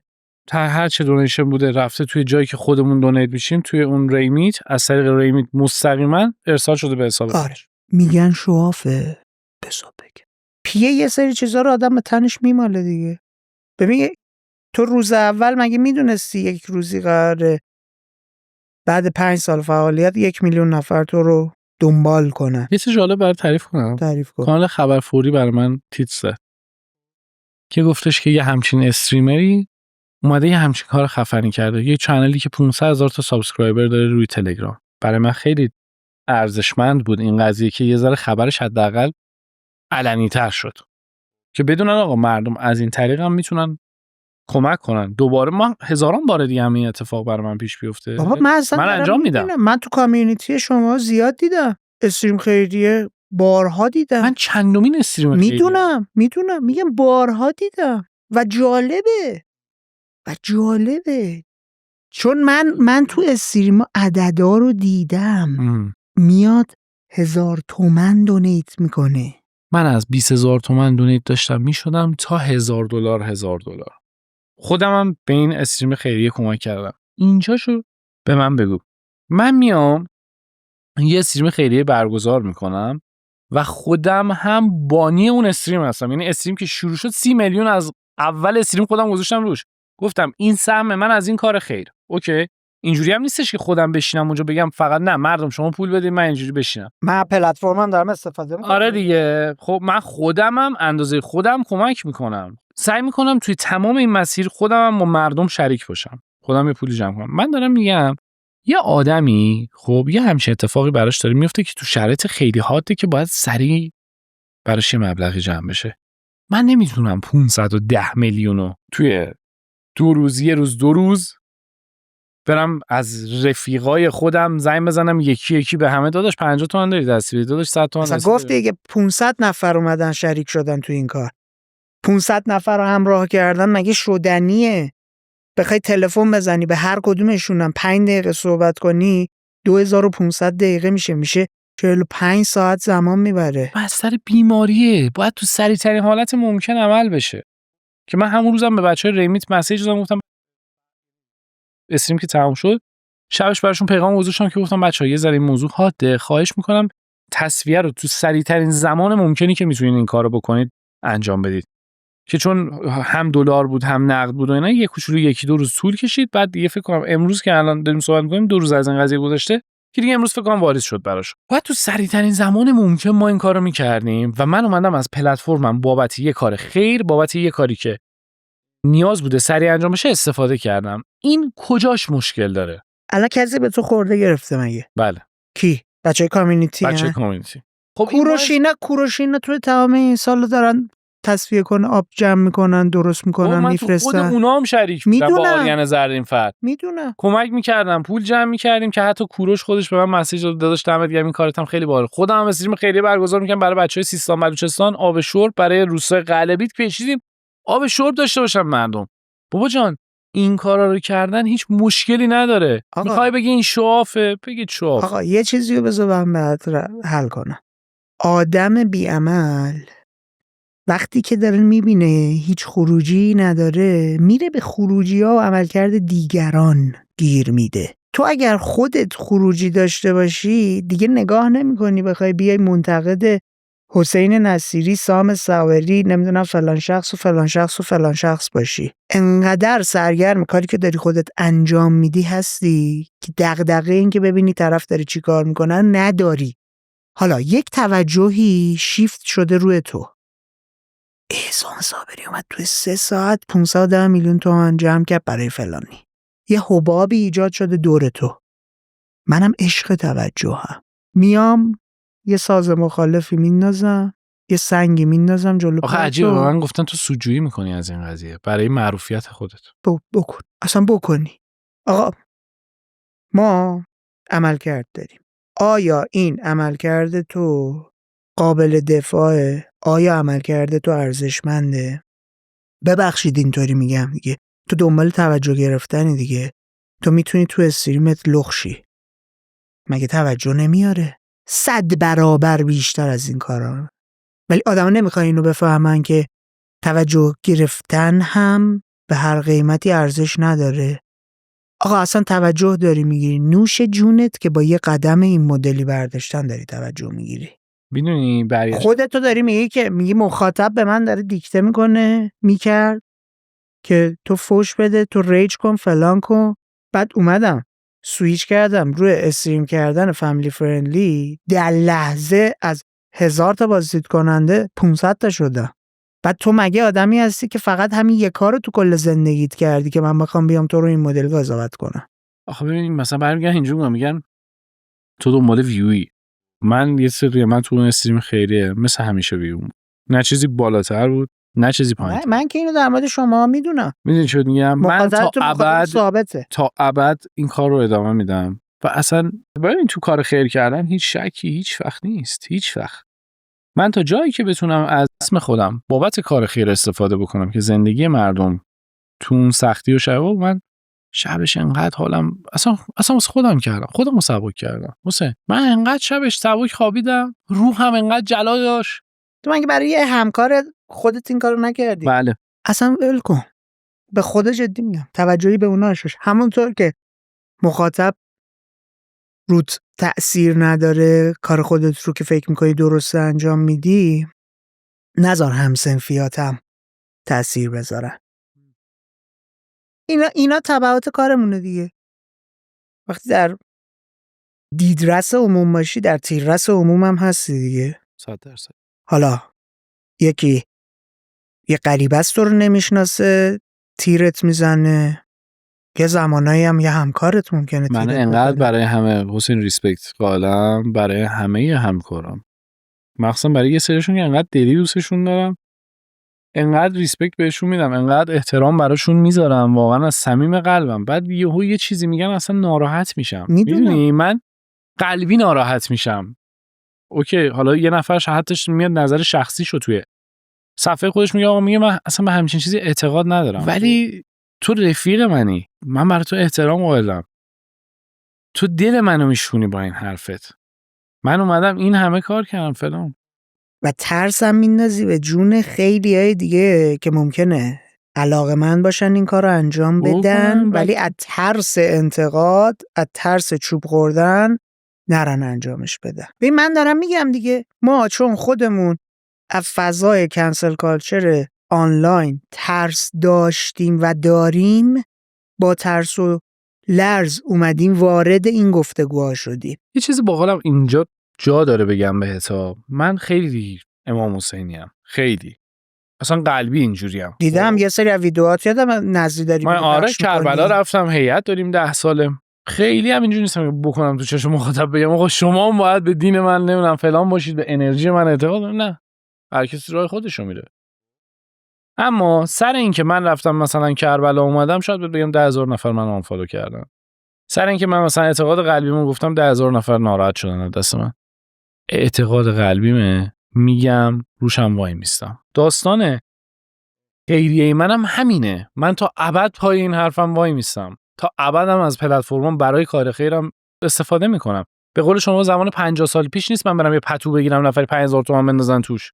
به قول شما تو چه پلتفرمی من معروف شدم، چه جوری معروف شدم و چه جوری دارم ازش استفاده میکنم. آره دیگه. پس من تا ابدم همین کارو میکنم. لحظه‌ای به این قضیه شک نمیکنم. لحظه‌ای به این کار خیر کردن هیچ وقت شک نمیکنم. ماهایی که فعالیت‌های این مدلی انجام دادیم، حالا من که کارم و صنفم تبلیغات و ارتباطاته، شما هم ولی بالاخره هم با ادبیاتش آشنا شدید، هم وقتی جلسه میذاری تعریف کردن کمپین و نمیدونم تیزینگ انجام دادن و درگیر کردن مخاطبه رو بلد میشید. تو اگر دنبال توجه گرفتن باشی عملکردت نشون میده دیگه. همینو مثل یک کمپین شروع کنی از 20 روز قبل تیزینگش رو انجام دادن، هی 20 جا اعلام کردن. من نه پستی گذاشتم ویوی بگیرم بابتش. ببین میدونم دیگه. مثلا تو پیج خودم مثلا پست نذاشتم میگم آقا مثلا من یه ریلز میلیونی گرفتم، آخ جون فالوور گرفتم. من دادم بچهای تیممون پستشو درست کردن، گفتم بذارید من ساعت 6 پست استوریشو گذاشتم، ساعت 6 استوریشو گذاشتم، 9 انجام دادیم، 12 شب تموم شده بود. من اصلا نیاز ندارم اسم خودم از این کسی که بولتر بگم. اما من ته این جا داره ها، ولی من ته اون معروفیت رو تو گیم گرفتم دیگه بیشتر از این چیکار کنم دیگه؟ کی من اونایی که منو بخوام میشناسن دیگه. تو چی خودم معروف تر از این بکنم؟ تا جایی هم که می‌خواستم بهش رسیدم. اون معروفیت رو، اون فیم رو، اون دوست داشتن رو، اون چیزی که مردم می‌خواستم، آقا من رسیدم بهش. همین جایی که الان قرار دارم همین لحظه راضیم. بگو بیشتر نمیخوای؟ قدم بعدی چیه؟ تارگت بعدی چیه؟ هدف بعدی چیه؟ خواسته بعدی چیه؟ هدف بعدی، خواسته بعدی، من اینجوریام که میذارم پیش بیاد. من اینجوری نیستم از الان یه مایندتی داشته باشم باید 2 ماه دیگه مثلا تارگت نمیدونم فالوورم 1 میلیون باشه فلان باشه. نه، من میگم از جایگاهی که خدا بهم الان داده راضیم، خدایا خرابش نکن، هر چی تو پیش برد. میگم آقا جان بعدش هزاران چیز میاد تو زندگی آدم دیگه، هزاران فکر و هزاران ایده و هزاران چیز میاد تو ذهن آدم که ممکن اصلا یکیش کل کریرتو خراب کنه. میدونی چی میگم؟ هیچ وقت بهش فکر نمی‌کنم. زندگی در لحظه است. من جایگاهی رو که دارم دوستش دارم ازش استفاده میکنم، توش هستم، دارم ازش درآمد کسب میکنم، اندازه خودم راضیم. از جایگاهی که دارم من امروز دارم زندگی میکنم. چرا باید فکر 30 سال دیگه باشم که 30 سال دیگه شده 60 سالم برگردم میگم چرا تو 30 سالگی من این حاله رو نکردم؟ چرا تو 30 سالگی این چیزی که الان داشتم لذتشون بردم و نبردم؟ بابا این وسیله که اینجا منو قراره برسونه اینجا. این مسیر رو که من باید برم، پس بذار تو این مسیر حداقل من لذتمو ببرم. چه فرقی میکنه این مسیر رو من من دوست دارم بیام به دوست دارم، نمیدونم ماشین خفن دوست دارم، هیچ کس بعدش نمیاد، ولی میگم این که داره همین کار برای من میکنه، بذار دلم خوش باشه. با چی دلت خوش میشه؟ خوشتر میشه. دلم با چی خوشتر میشه؟ راستش رو بخوام بهت بگم، آرامش داشتن توی زندگیم مهمترین بخش زندگیمه. با چی آروم میشم؟ با مسافرت کردن آروم میشم، با اینکه برم توی یه جای، با کشف چیزای جدید حالم خوب میشه. کشورهای مختلفو برم ببینم، مردم، آداب رسوم جدید ببینم، کالچر هر منطقه‌ای رو بتونم ببینم چه جوریه، چی دوست دارن چی دوست ندارن. اینا حالم خوب میکنه. واقعا جدی میگم. خب این فعالیتی که داری باعث استرس میشه، آرامش تو ازت داره میگیره. آره، ولی این فضا جوریه که تو نمیتونی حتی 1 ماه هم بدش کنی. مثال بهت میگم، من دارم هر روز استریم میکنم، بیام 1 ماه استریم نکنم، هفته بعدی بیام استریم کنم، ویوم 300 400 500 ریخته راحت. تو باید همیشه با مخاطبت نزدیک باشی، انگار هر روز داری براشون کار میکنی. هر روز باید با این، چون ارتباط ما اون ارتباط صمیمی است. خب مریض بشی چی؟ میشه. من تو زمان دوناتونم 1 هفته و نیم مریض بودم، هر روز 2 تا سرم تو دوربین جلو دستم بود، ولی میشستم پای استریممو میکردم.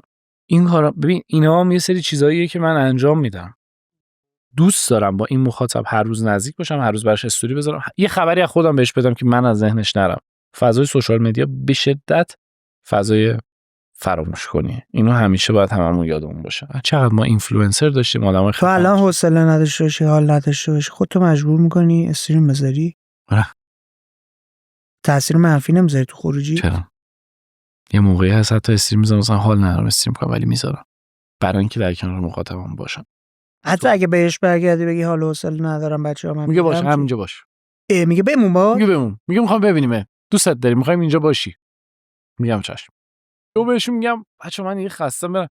داداش میشه نری؟ خواهش می‌کنم در تو رو خدا. مثلا ما الان بیدار شدیم، الان نشستیم پای این دوست داشتن است. اما توی طولانی مدت هم ممکن رو من تاثیرات منفیشو بذاره.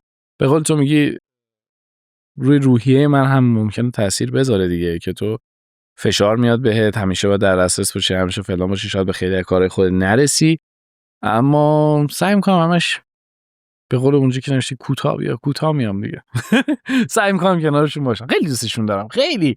من مخاطبم خیلی با هم چفتیم، خیلی با هم عیاقیم. فکر کنید چرا اونا انقدر حالا صحبت کردیم دیگه.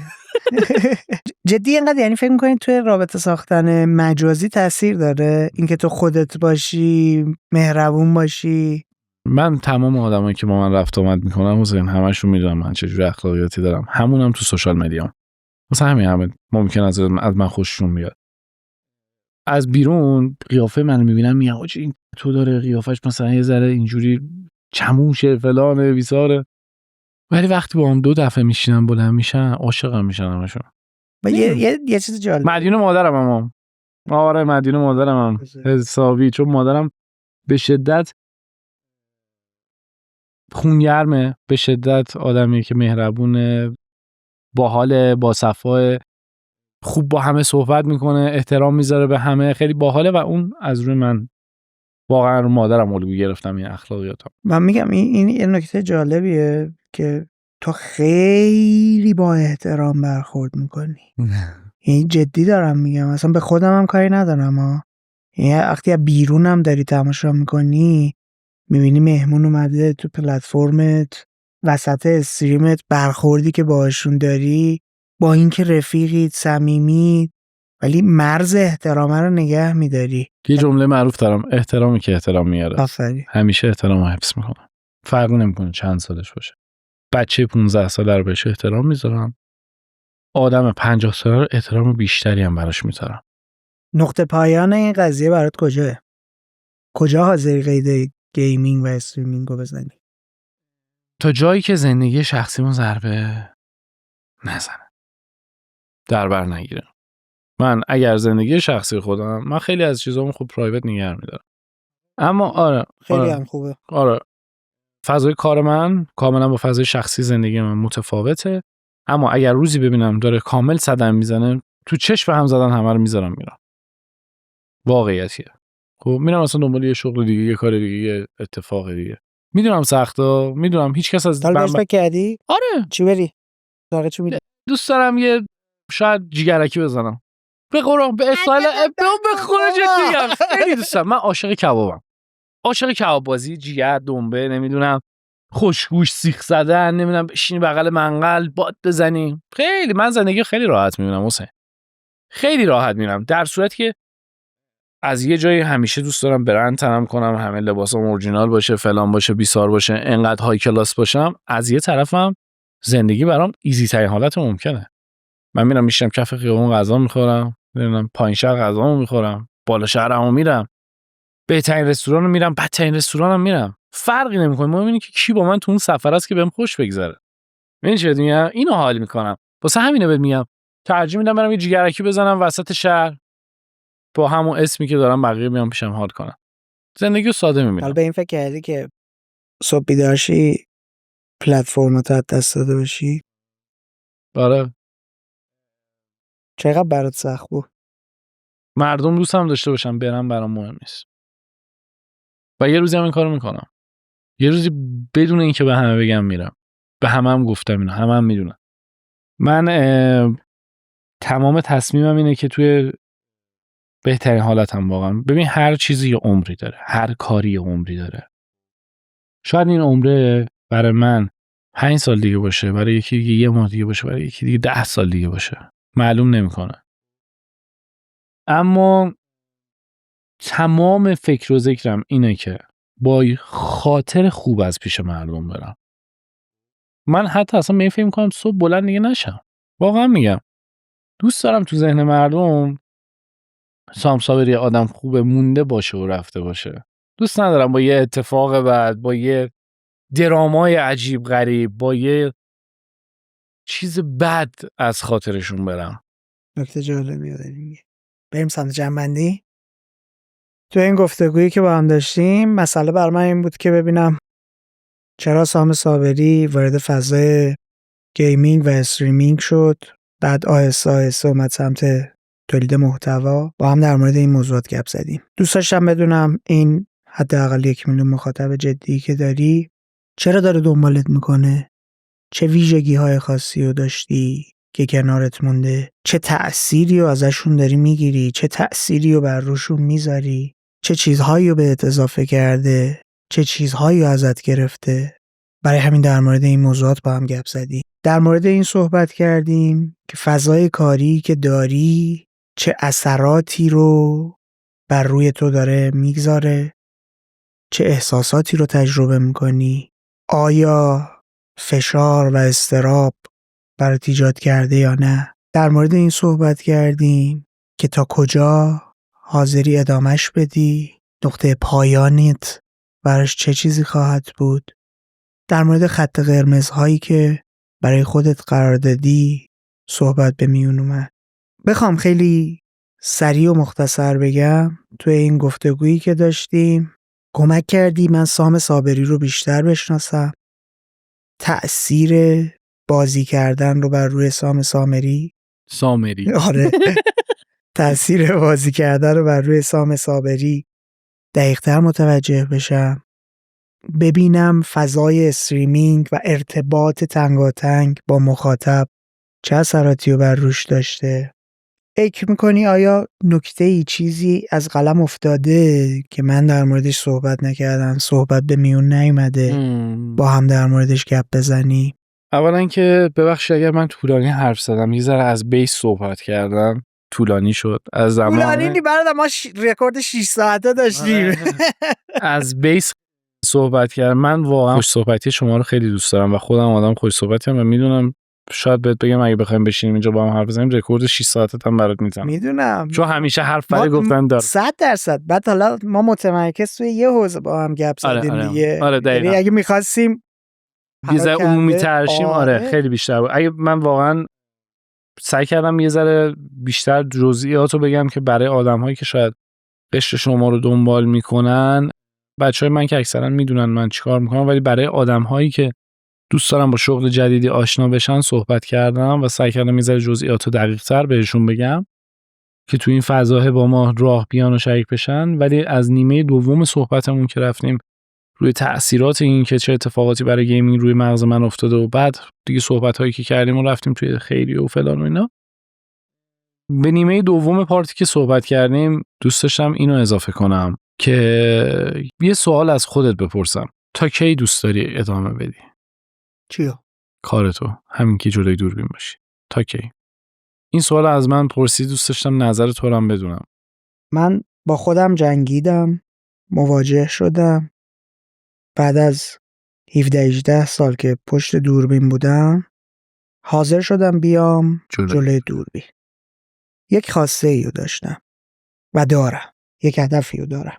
تو قدم اول که میدونم تا به اون چیزی که میخوام نرسم ازش پاپس نمیکشم و رهاش نمیکنم. تو قدم دوم انقدر این خواسته عمیقیه برای من، خواسته تاثیرگذاریه، مسئله حیثیتی و حیاتی منه. من دوست دارم به واسطه اثری که دارم از خودم باقی میذارم وقتی مردم زنده بمونم، فراموش نشم. برای همین الان که از من میپرسی بهت برمیگردم میگم چیزی که انتخاب کردم گفتگو کردن با آدم‌ها، ایجاد کردن فرصت برای شنیده شدن صحبت‌هاشون، اشتراک گذاری ایده هاشون، چیزیه که تا آخر عمرم حاضرم انجامش بدم. ولی الان دارم این حرفو میزنم. نمیدونم در بلند مدت چه تأثیر منفی رو من خواهد داشت. نمیدونم آیا اصلا ظرفیت این میزان توجه رو دارم یا ندارم.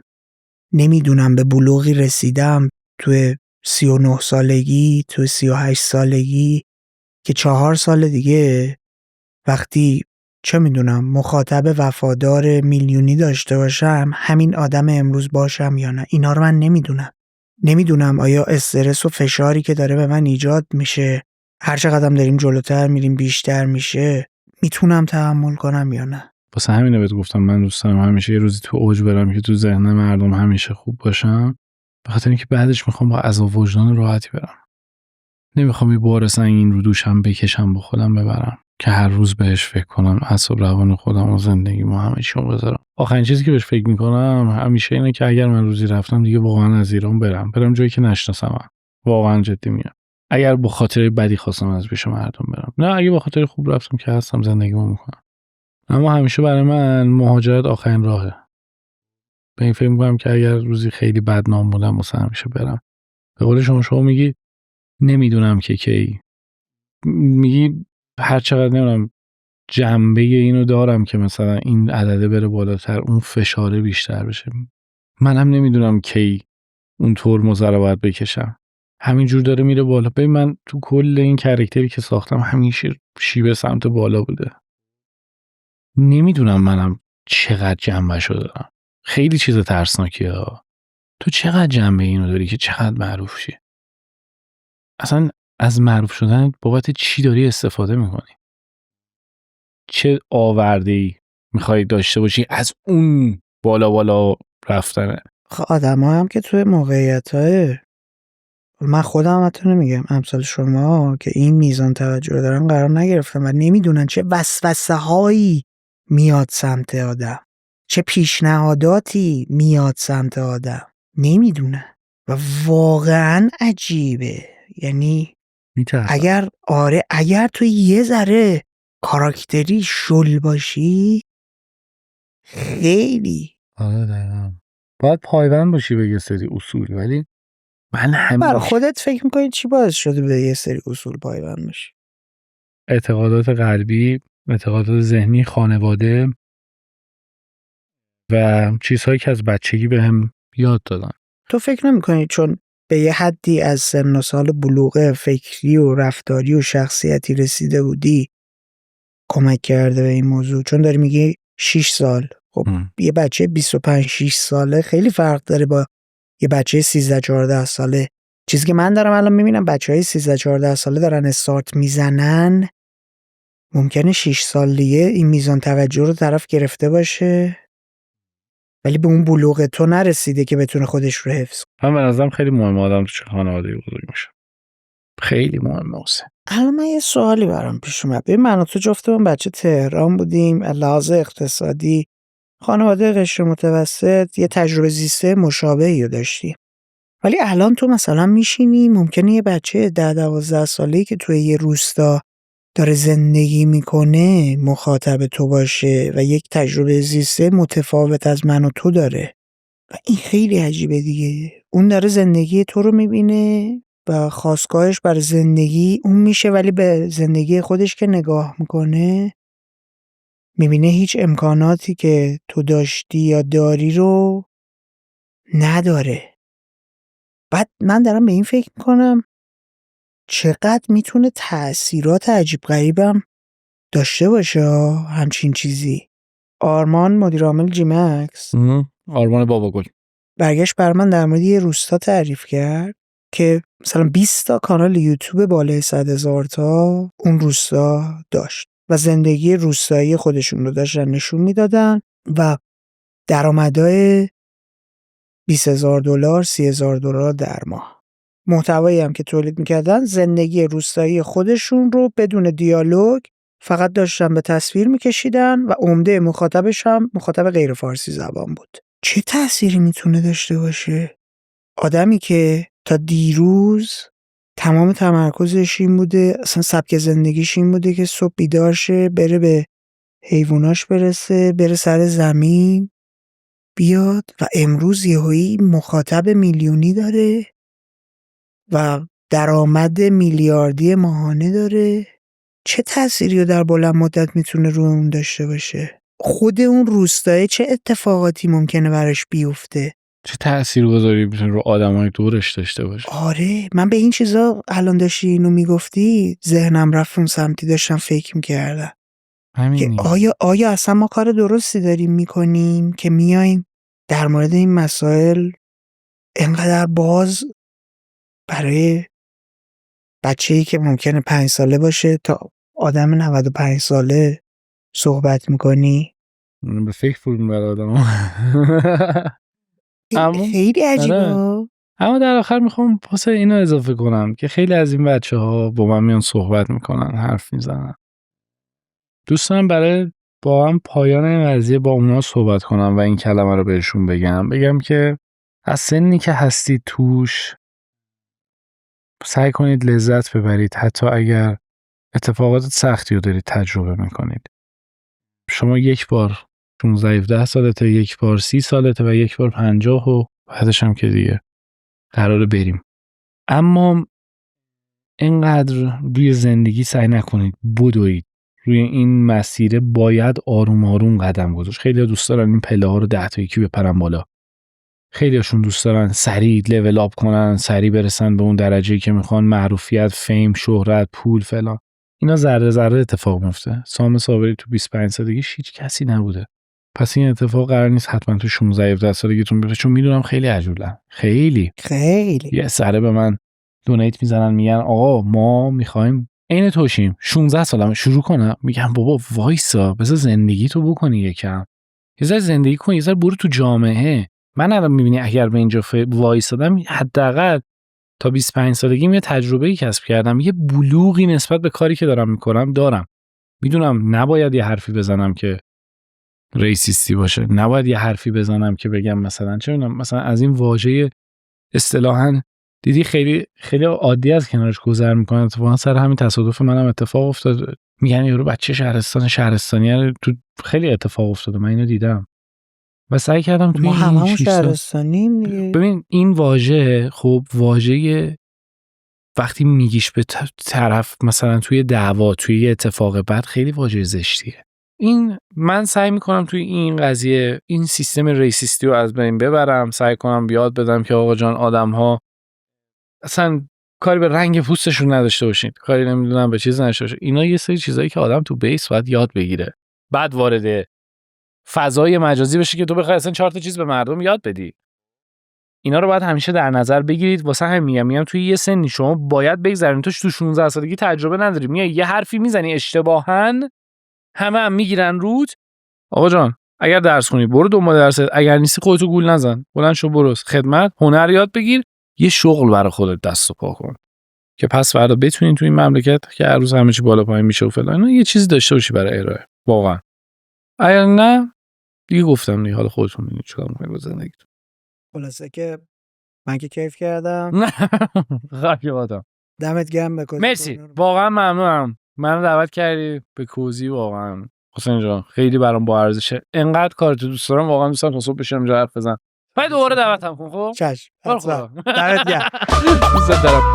همونطور که دارید میبینید یه کار تیمی و کلی آدم براش زحمت کشیدن. از شما یه خواسته بیشتر نداریم. کمکمون کنید جامعه مخاطب کوزی کورنر رو بالاتر ببریم. کامیونیتیمون رو بزرگتر بکنیم. اینطوری فضای رسانه‌ای ایجاد میشه، قدرتی به دست میاریم که میتونیم سراغ چهره‌های بین‌المللی و مهمون‌های غیر فارسی زبان هم بریم و اونها رو هم به کوزی کورنر دعوت کنیم. مراقب خودت باش. به زودی میبینمت.